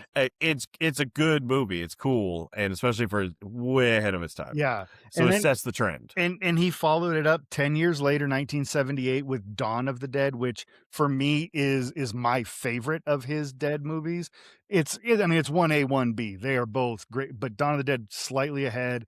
That's the one where they take refuge in the shopping mall. Oh yeah, It's not that's my favorite. that's my Well, favorite. not That my one's my favorite, but favorite. it's one of It's my yeah, it's the favorite one of I the loved as a Romero. kid. It's my favorite Yeah, of the Romero, but it's not available streaming anywhere. Like it doesn't exist in a digital format for some reason. So right. about a year ago, 8 months ago or something, needed to watch it. Didn't need to watch it. I You wanted to had watch to. it, so I bought it on You're Blu-ray. like my doctor said I It had to was watch 2 zombie prescribed. movies by But, there's this other movie. Tell me if you do you how familiar are you with the Italian giallo movies?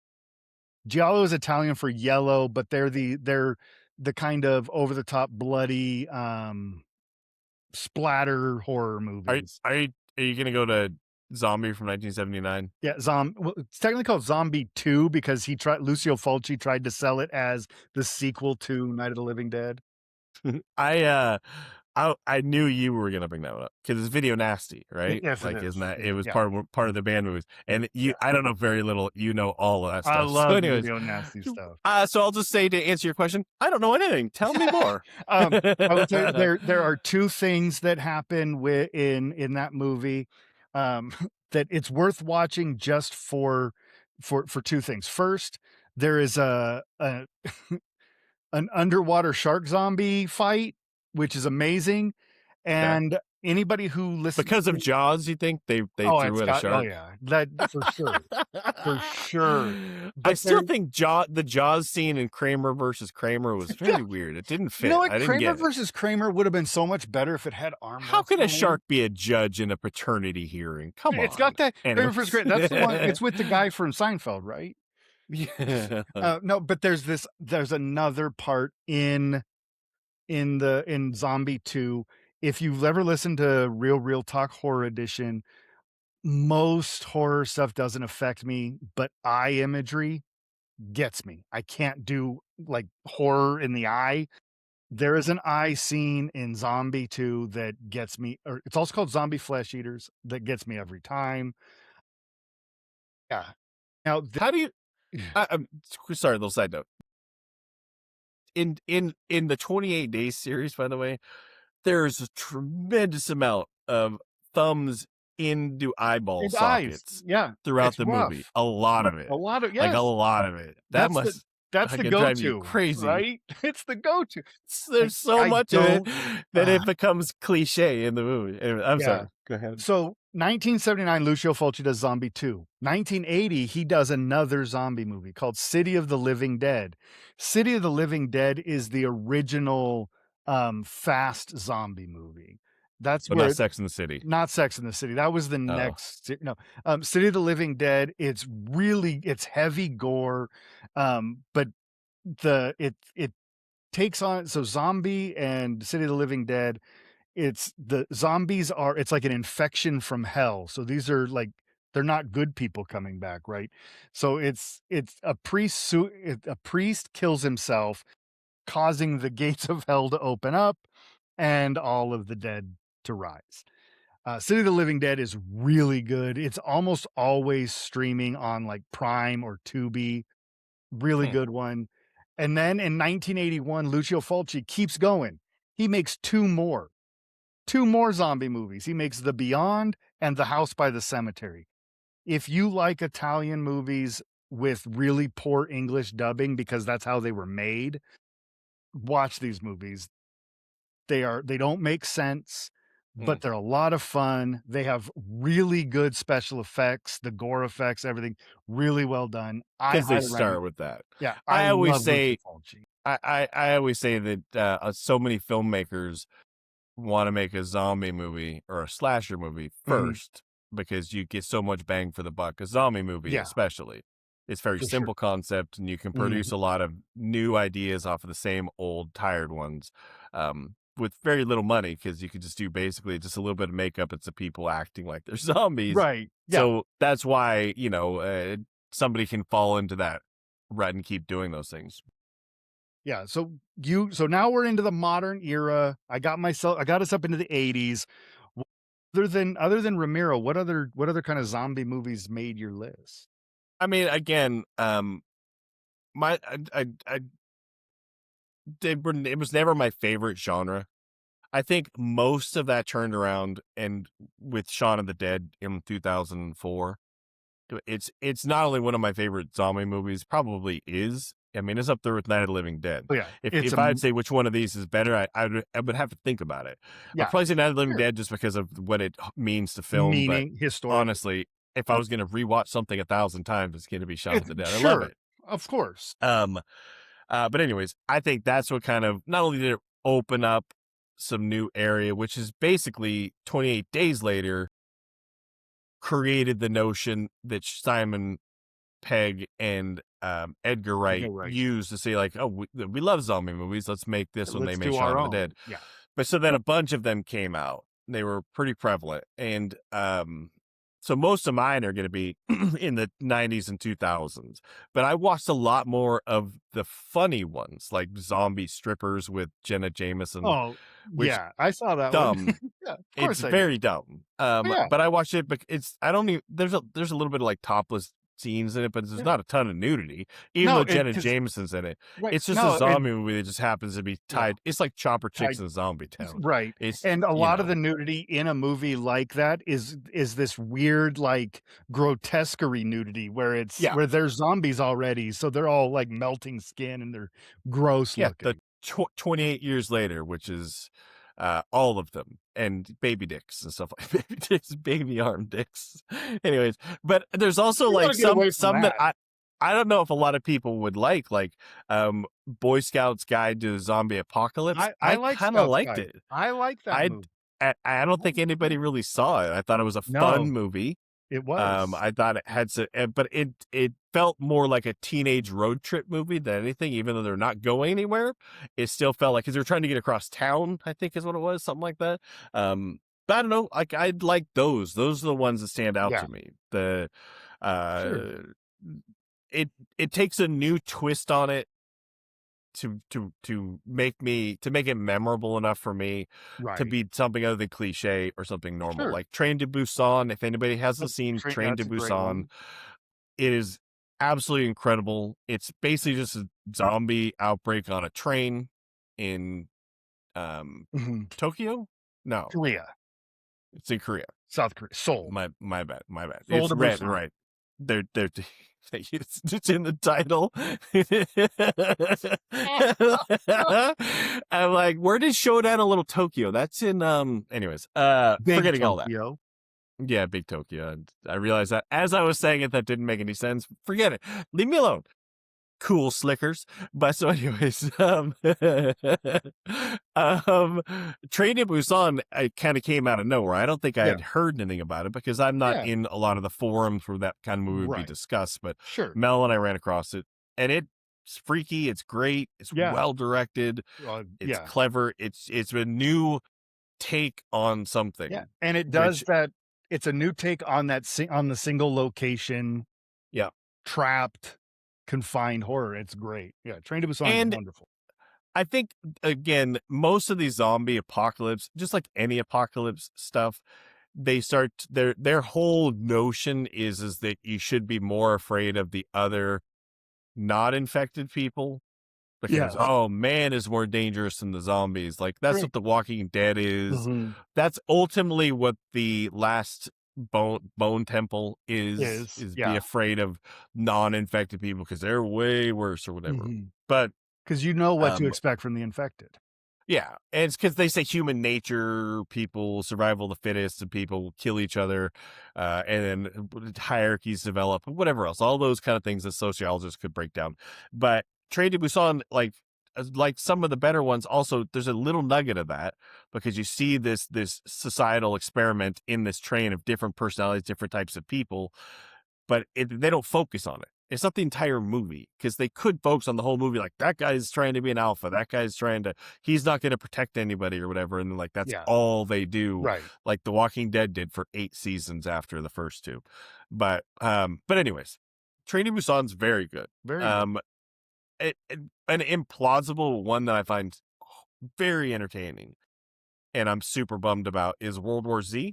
I know these are Yeah. the big ones, but But yeah, World War Z's that one made it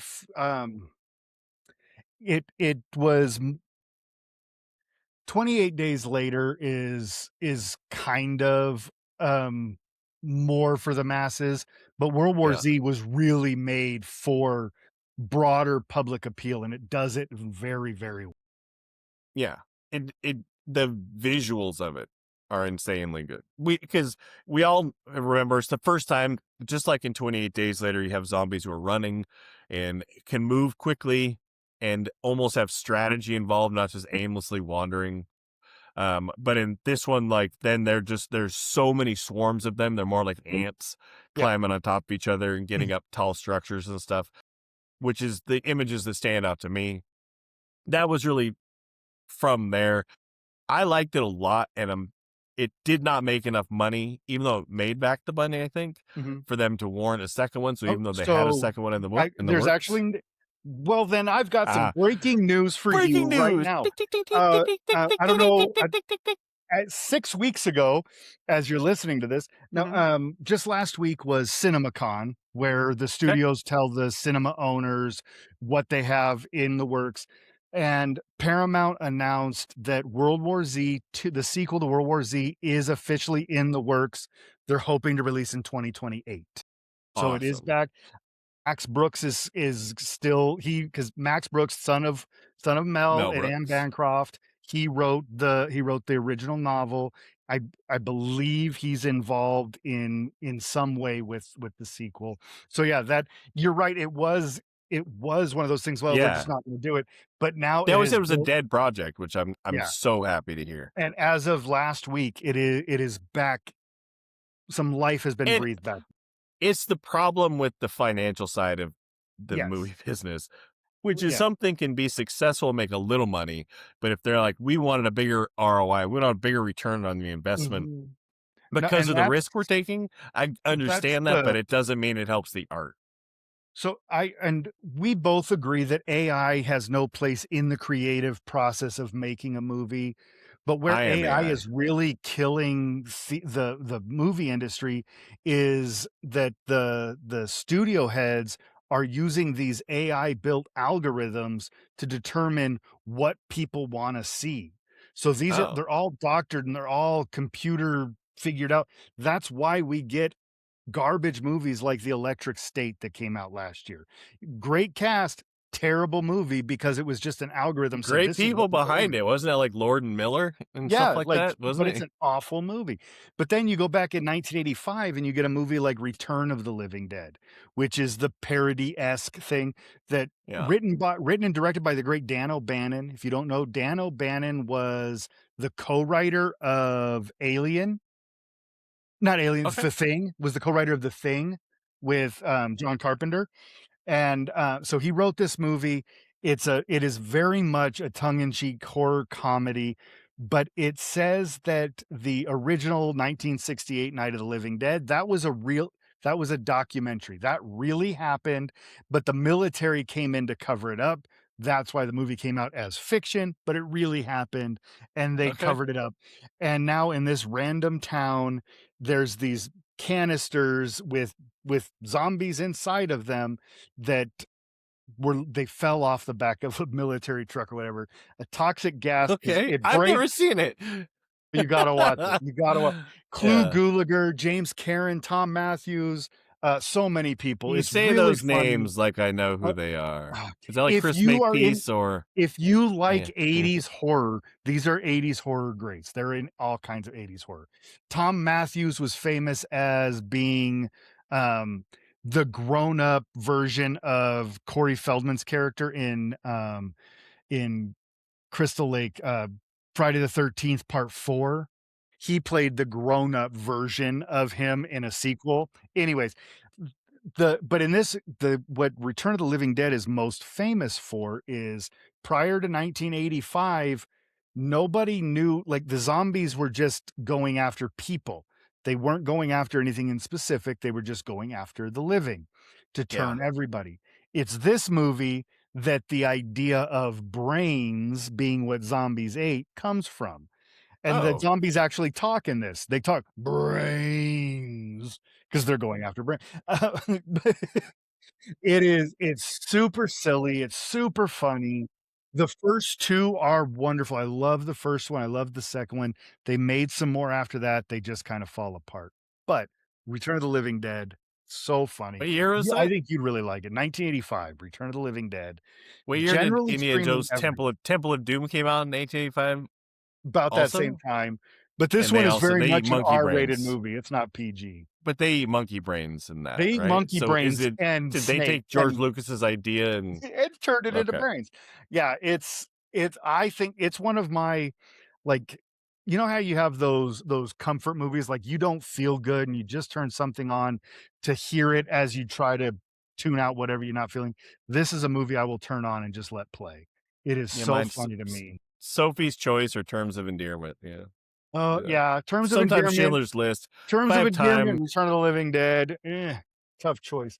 How about did you ever see the Reanimator movies? I have not. I mean, I definitely saw the first one when I was a kid. Sure. Remember my Also dad tried to show it to 1985? me, and my dad tried to show it to me, and I think I fell asleep watching it because I was 10 or something. I don't know, but I vaguely remember it. I only know from American Beauty where they talk about it. Yeah, so Reanimator, Bride of Reanimator, Beyond Reanimator, that trilogy, again, it's varying levels of good. The first one is really good, the second one's decent, the third one's whatever. And then there's the Demons series, Demon and Demon 2 from Lamberto Bava. They're more of that giallo Italian. But throw those out there, those don't really count. The other one that I wanted to talk about, because I don't think this guy gets talked about often enough. Have you seen Dead Heat with Treat Williams and Joe Piscopo? I talk about Joe Piscopo every day. Yeah, Every day. Nobody he's talks in my about Joe he's in my prayers every night. every You day. know. I wonder what's going on with that guy. No, but this is a buddy cop zombie hybrid. Okay.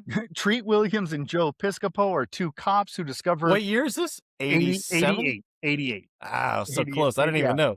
I two take a guess at when their so careers would have been Treat able to Williams do and Joe this. Piscopo play these two cops, and they find out that there's this lab that's reviving dead bodies to go out and commit crimes like bank robberies and things. Treat Williams' character dies and is reanimated, and he has to work alongside Joe Piscopo, and they have to solve this really fast because Treat Williams is decomposing or deteriorating really quickly. It's silly, it's stupid, but it's also got the dad from Christmas Story and Kolchak the Night Stalker. What's his name? Darren McGavin. Struggle. It's Yeah. also got Darren McGavin in it. The great The Darren great McGavin. Darren McGavin. Highly recommend it. But yeah, so there's that. I only have one more that I really want to spend any time on because it goes back to, it's a throwback to the OG original kind of zombie movies. It's the Haitian zombie. And Okay. this is a movie called The Serpent and the Rainbow, also from Oh, yeah. 1988, directed by Tim Robbins? Wes Craven, starring Bill Pullman. Bill Bill Pullman. Pullman. It's based on a true story. Um, this doc it was True written story about by zombies? the Haitian zombies. Okay. It's written by a guy by name Wade Davis, not Deadpool, different guy. Isn't that his name? Wade? I can't Might not be remember. Davis. But anyways, Some it's based on comic his book guy book. out there will tell us. Yes.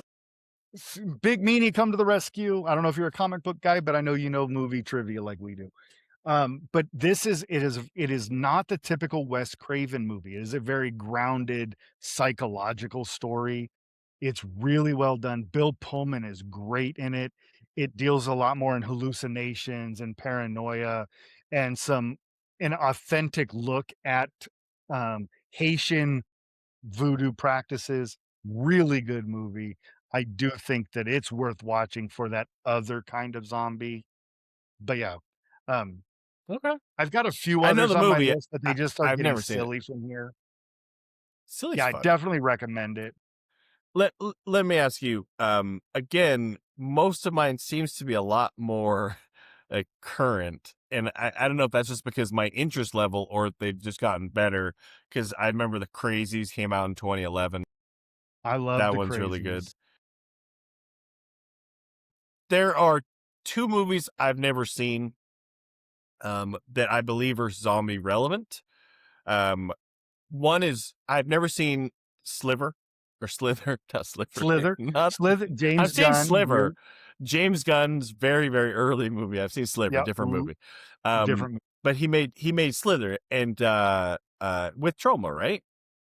Yeah, Like, that one's under the Troma label. That was his first. I thought it was it. I don't know. It might be. It I was. don't know. I thought my head said it was his first movie after he worked with Troma, but it's definitely Yeah. in that era. I've never seen it. Better. I do like James Gunn, and I believe that's the concept of it. It's supposed to be pretty good. Yep. I bought it on Yeah. Blu-ray. I forgot that I had it.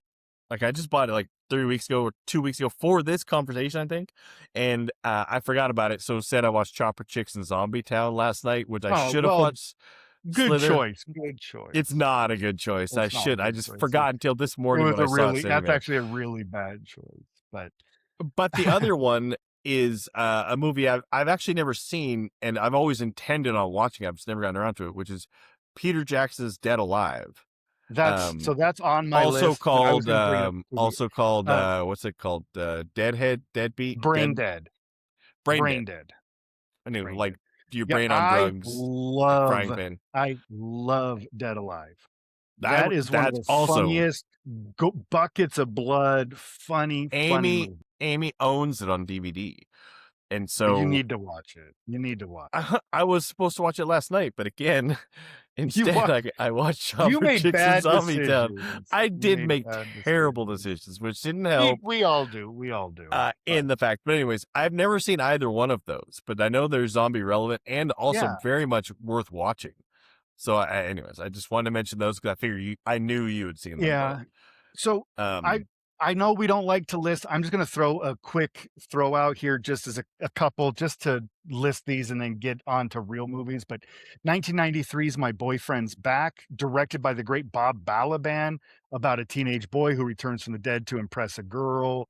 Warm Bodies, which is essentially this, Yeah, it's essentially Romeo and Juliet, but with that's zombies. new. Yeah, That's that's from fairly new. 2013. Yeah. And then the last two, Cooties, starring Elijah Wood and Rainn Wilson, about zombies at a is it a middle element at an elementary school, and Life After Beth, which was starring Aubrey Plaza. Oh It was yeah. written and directed by uh, her husband who's passed away, Jeff Baena. He wrote it and directed it. It's called Life After Beth. His deceased girlfriend comes back from the dead, but her personality slowly deteriorates and she becomes unstable. And just to watch Aubrey Plaza become unstable is kind of It's fun, that's what she's entertaining. good at. It's a lot of fun. Yes. Now, Well, sorry, those are out of the way. I just want to ask you. There's a couple that I'm just more curious about that I've never seen that you might have. Um, One of them is 2019's movie Little Monsters. I want to say it's a I foreign haven't film. watched it. I wrote it down because I want to watch it. Lupita Yeah, Nyong'o. same. Yeah, It I looks want to watch it. I great, haven't seen it. and it Yeah. okay. The other one is Dead Snow because basically they were like, "What if we had Nazis and zombies?" Again, Which is, and they made a you know, sequel, and I haven't watched yeah, either of them, and they made a okay. sequel. I haven't. I I'm only haven't. asking because I figure you would know them. Army of the Dead, that's fairly new. That's That one's 2021. fairly new, and, Have you seen it? I know. It's a Netflix Okay. original, and I have a harder time Yeah. watching those. Okay. Just curious. But then one that I actually asked you about, and I don't know anything about it. I didn't even know the movie existed Yes. until I was doing a little bit of research for this. In 2015, Arnold Schwarzenegger made a movie with Abigail Breslin called Maggie, right? Yeah. Yes, And it's I called Maggie. texted you, Yeah. the screenshot or whatever of the IMDb thing, and I Yeah. said, "Have you ever even heard of this movie?" And then your response was a Blu-ray copy of it that you had. So And me saying never first, heard of it. I've never heard of the movie, uh, but big Schwarzenegger fan. This is Yeah. 2015. He also, by the way, if you look at his IMDb, he's got a lot of stuff out in the last 10 years that I've Yeah, never heard of. so as soon as He went Bruce Willis, but As good. soon as he got well, he had to make up for lost time because he I had know. 8 years where he did very little to nothing because he was the governor, and then he had to make up for all that lost time and go do some movies. That and he got divorced, so he probably needed some money. Yeah. Um, I will And say that, and child support. He's you're got right. child support So payments. Maggie, it's one of those movies, like, it is s it's really it's more on the sad side of things, That's what and it looked like. Arnold Schwarzenegger, it's like, this is the best acting I think I've ever seen him do as the, like, depressed father who's losing his daughter, Abigail Breslin playing his daughter. Like, it is a really good performance from Arnold. Better than 1979's The Villain with Kirk Douglas, 'cause I don't like, he's maybe a pretty good little in better than that. Villain, not quite Hercules Goes Bananas. Yeah. So, um, Anyway, but what is it about? Maggie is really good. They changed the zombie thing it's a terminal illness in this. So he's watching her deteriorate and she will eventually die from this disease. Are other people infected and dying the same way? Yeah, oh yeah. Okay, so it's But a worldwide epidemic. That's where this is just focused on the love between father yeah. and daughter who's dying. This one, Abigail Breslin, famously from Little Miss Little Sunshine, Miss she's a little girl in Sunshine. that, and Zombieland, And another pretty and I was decent gonna say, zombie and movie a couple other zombie movies, Zombieland. that are fun. They're like American version of Shaun of the Dead, but not Yeah, quite as good, but still fun to right. watch. Anyways, And Dave is a big fan of Zombieland Double Tap because she shows up. Come on. She she plays Memphis from Kids. Can't give you any more than that. oh right, Rosario Dawson. Yeah. Yeah, she's in the sequel. I So, I completely forgot everything about that movie when you said that. I was like, who's in that? I literally thought in my head like, who's in that movie? Like I no cast. I couldn't think of anyone. right. but it's the The same thing cast with from the first one, and yeah, same cast plus 2. The big thing about Maggie, like, Maggie does something a lot of movies so it came out in 2014, so it's a dozen years old or whatever now, but that's right in the heart of every of the Texas. movies of the whole, right in the heart of Texas. Everything's bigger. Well, movies were getting longer for no reason. They were bloating things to have big action Ju- sequences. just like episodes of our show. They It's getting bloat, get longer longer and and longer, more bloated. more As bloat. I get bloated, the Um, show gets this bloated. movie is nice because it's a tight 95 minutes. It is well paced. Highly recommend. It does look like I was legitimately curious Yeah. to see if it was worth watching. I'd Yeah. never heard Oh, of yeah. it. Definitely worth it. When it just came up, it came up on lists of zombie movies, which it doesn't. Is there a correlation to what the idea of a zombie movie is then, or is it should it not be on that Oh, list? no, it definitely should because it's Okay, post-apocalyptic. okay, okay. It's a deadly epidemic. The Yeah, okay. nation is reeling from the virus. Like it is. But is the virus causing people just to deteriorate and die, or are they causing them Um, to become like the- zombie-ish in any capacity or yeah, just no, die? they fully are zombies. Ravenous and okay. Yeah, there's still all of those things, and it's a dad dealing with the law, but it focuses more on the family tragedy, so you expect that. Whereas 28 years later, you wanted another zombie movie, not a family tragedy with a cheating husband and an Something to make you adopted cry. daughter, and Let me ask you a question. yeah, This is one of those genres that um often isn't given enough range, zombie movies in general. Like couldn't you make like again, you would know better than I would. But is there like a 1920s zombie movie? Like not from 1920s, but something set, or is there something set in Arthurian times or biblical times? Like, is there not something where they're not like, that I Christ is talking over there in if there is, Jerusalem. Let's I've go over not there. s well, I mean, wouldn't any mummy movie technically be that? Sure, but I mean, by No, no, by our our definition, modern no. version Not of that I what not that I Train to have seen. Busan, except for it's against a stagecoach and stuff like that. No, but Like I think it's we a have zombie Wells I Fargo think we rider. have our movie. Let's make I it, know, right? but it No, I just don't seems like yeah, why don't they ever transplant some of these ideas into you'd think uh, they a could. They a could, different, why don't they? especially because they did Aliens and Cowboys versus Aliens, which I also had the same thought before that. Like, if aliens were visiting Earth, how come they didn't visit in like 1200 BC Right. to a bunch of Nordic people up, up in the ice cold areas and freak them out? I just think that those ideas are there. I don't know. Yeah, But anyways, they should. total sidebar. Yeah, But put a zombie put a in yeah. right You can put before a the zombie on the Revolutionary War. moon, but you Put a can't put zombie one in in the space, man. zombies in space. You can't put Oh, asses in the seats. Anyways, uh, the only other one I have, I just have one more, okay. which is Idle Hands. Oh, Uh, yeah. it's because it's dumb. It has Shout some moments that are Devon funny Sawa. enough. Devon Sawa, Seth Green. I do like Yeah, Seth I Green a like Seth lot. Green. I Is like it all the Rose stuff he's done. McGowan in that one? I think so. I think Yeah, it's that her. sounds right. I haven't seen it in a long time, but he was in that mix of 1999 movies that came out. I think I have a screener copy, VHS copy of it Nice. even. But anyways, I just always thought it was okay. And that one is also teenage zombies, right? Like, but he's friends with his friends who are zombies. I'm trying to Yeah, remember. I just His hand remember the is hand and nudity. his hand is up to no good, Yeah. basically. Yeah. Hence the idle hands. And anyways, forgettable, but still a fun movie Fun. worth Yeah. watching if it was on. Yeah, and You'll laugh a little I only bit. have 2 more. One the first one I do wanna talk about is Jim Jarmusch's The Dead Don't Die with Yeah. Adam Driver, Tilda Swinton, Bill Murray. Um, I have And heard also from kids, Chloe Sevigny. Chloe Sevigny, yeah. Um, this is a movie that I see a lot of people didn't like it. I Yeah. really, really liked it.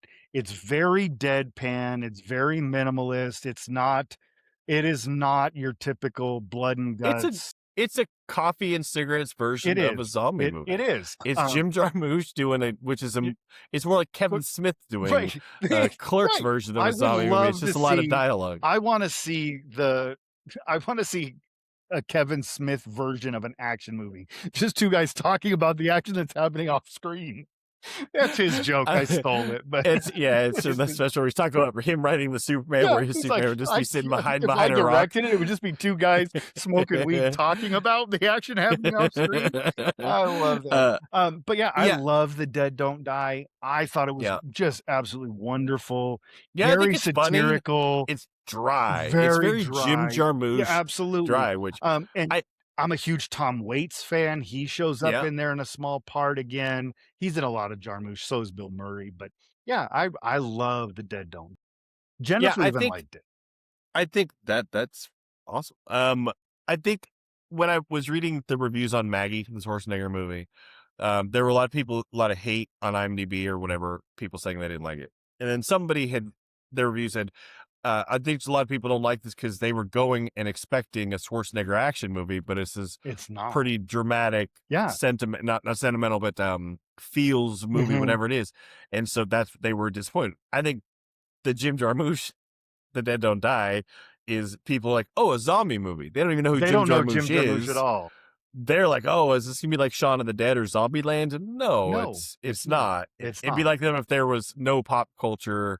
If they were discussing 17th century poetry at different points, Yeah. it's like Wes Anderson's version of it. Yeah. But anyways, maybe Yeah. you could call that pretentious. I don't know, but And and maybe then I am, and I'm proud of it. I don't care. I'm yeah, not but yucking then your yum, don't yuck there mine. also might be Jim Jarmusch fans who are off, um, taken aback a little bit by just the subject of the material. I've never seen, believe this or not, Ghost Dog. Oh, Ghost Dog. yeah. It's called Ghost Ghost Dog, Dog, right? Way of The the Way of the Samurai. Samurai. Yeah. Forrest I've never Whitaker. seen it. But No, I mean that is also very much outside of the yeah, box for Jim it is. Jarmusch. He made Well, that movie with Forrest Whitaker in the and 90s. Dead Man, the odd Western where Johnny Yeah. Depp's an accountant going like, yeah, Jim Yeah. Jarmusch is definitely, not Puts for his everyone, and stamp. I get it. Yeah. Yeah. I get it. Yeah. But, But anyway, I do like that one also. yeah. Last one, and this one is like this is a couch critic's favorite. It comes up a lot. It's Schindler's List. it was Schindler's List, the Babylon. sequel, Bud the Schindler. Bud the list writer? No, so in the first, Chud, a Chud is a cannibalistic humanoid underground dweller, right? So that screams zombie. So Chud Yeah. 2, Bud the Chud, starring the great Garrett Graham as Bud. It's also got Brian Robbins, who was in Head of the Class. He's actually now the head of Paramount. Yeah. So he's Mr. Big Time, but it's again, the secret government experience or experiment where they're trying to And experience. You have to experience the experiment. yeah. They preserved one of the Chuds from the original movie, but the Chud is accidentally reanimated. I don't remember. It's a storm. He comes alive, and it's a dim-witted zombie named Bud, played by Garrett Graham, who is just camping up the joint. So fun. It is. Oh, I love this movie. I do not remember the first Chud even a little bit. I think I've seen it, but I know my dad had me watch the second one at least once, a couple of times. So, Sure. But I have not watched it since then.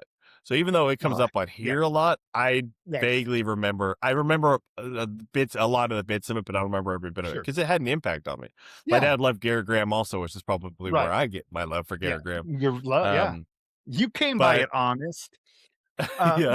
So the original Chud it's John Hurd, the dad in Home Alone, and Daniel Stern, also Home Alone. I can't remember the lady's name, but it is actually it's on a lot of lists of worst movies ever made. It was not an amazingly well done movie, but it has a really good tone. Like it's very grimy. You mean Streets like of New tone, York. like Yeah, like a tone, like a exactly. dial Like I tone? want to listen Okay. to it droning in the background. Yeah.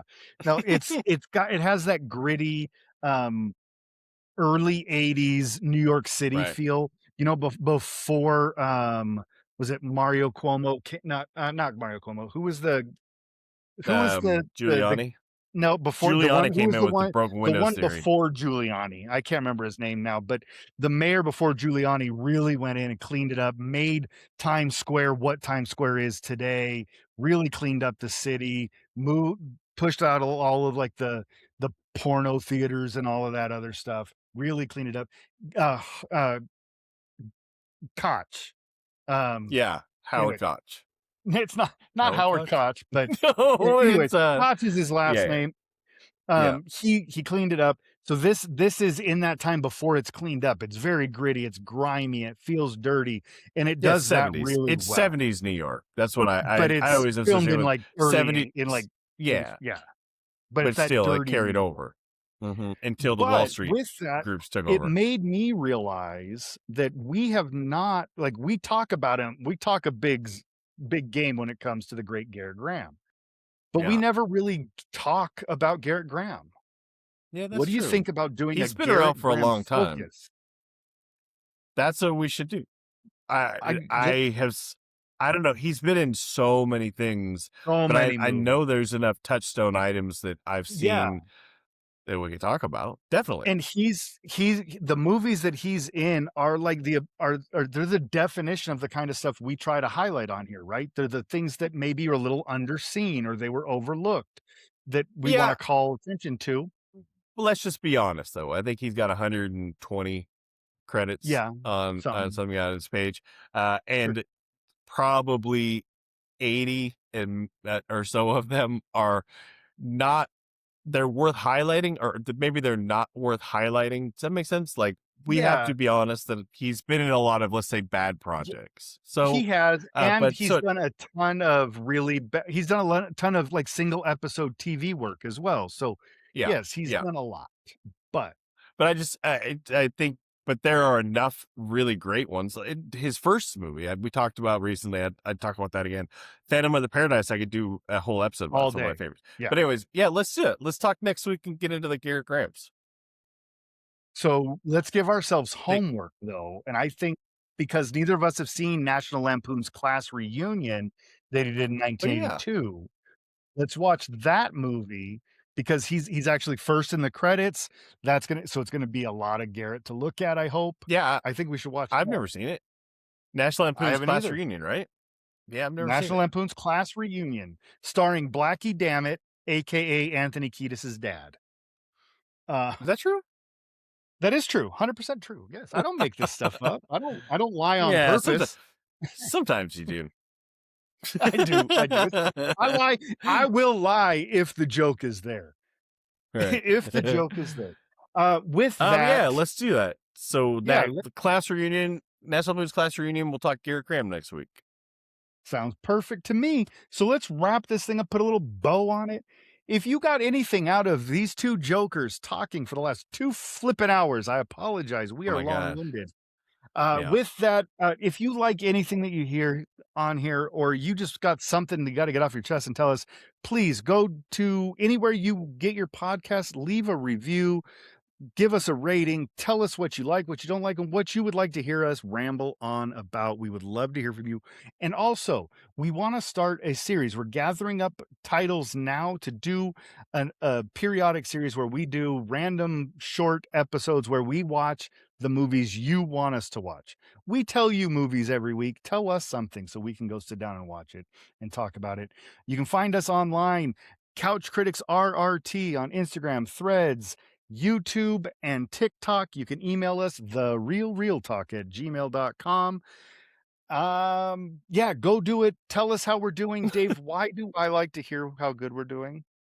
Validation, love, support, I'm a reassurance. very I'm a Reassurance very is a big lonely one. man. My only Yeah. friend is a two-dimensional figure on my computer screen that I talk to for a couple hours every Saturday. Hi. Okay. Uh, that being said, David, how are we going to close out today? uh, thanks for being here. Obviously zombie movies are not for everybody, but there are hopefully a couple that are worth checking out. Train to Busan being one of them. But anyways, thanks all for being here. Next week we'll talk about Garrett Graham. the entire show was going to be about Cary Graham at one point. So good deal. But anyways, watch what you love and love what you watch. Because here at the Couch Critics, we're never yucking your yum. Hey, that was spot on. Good job. Nice job.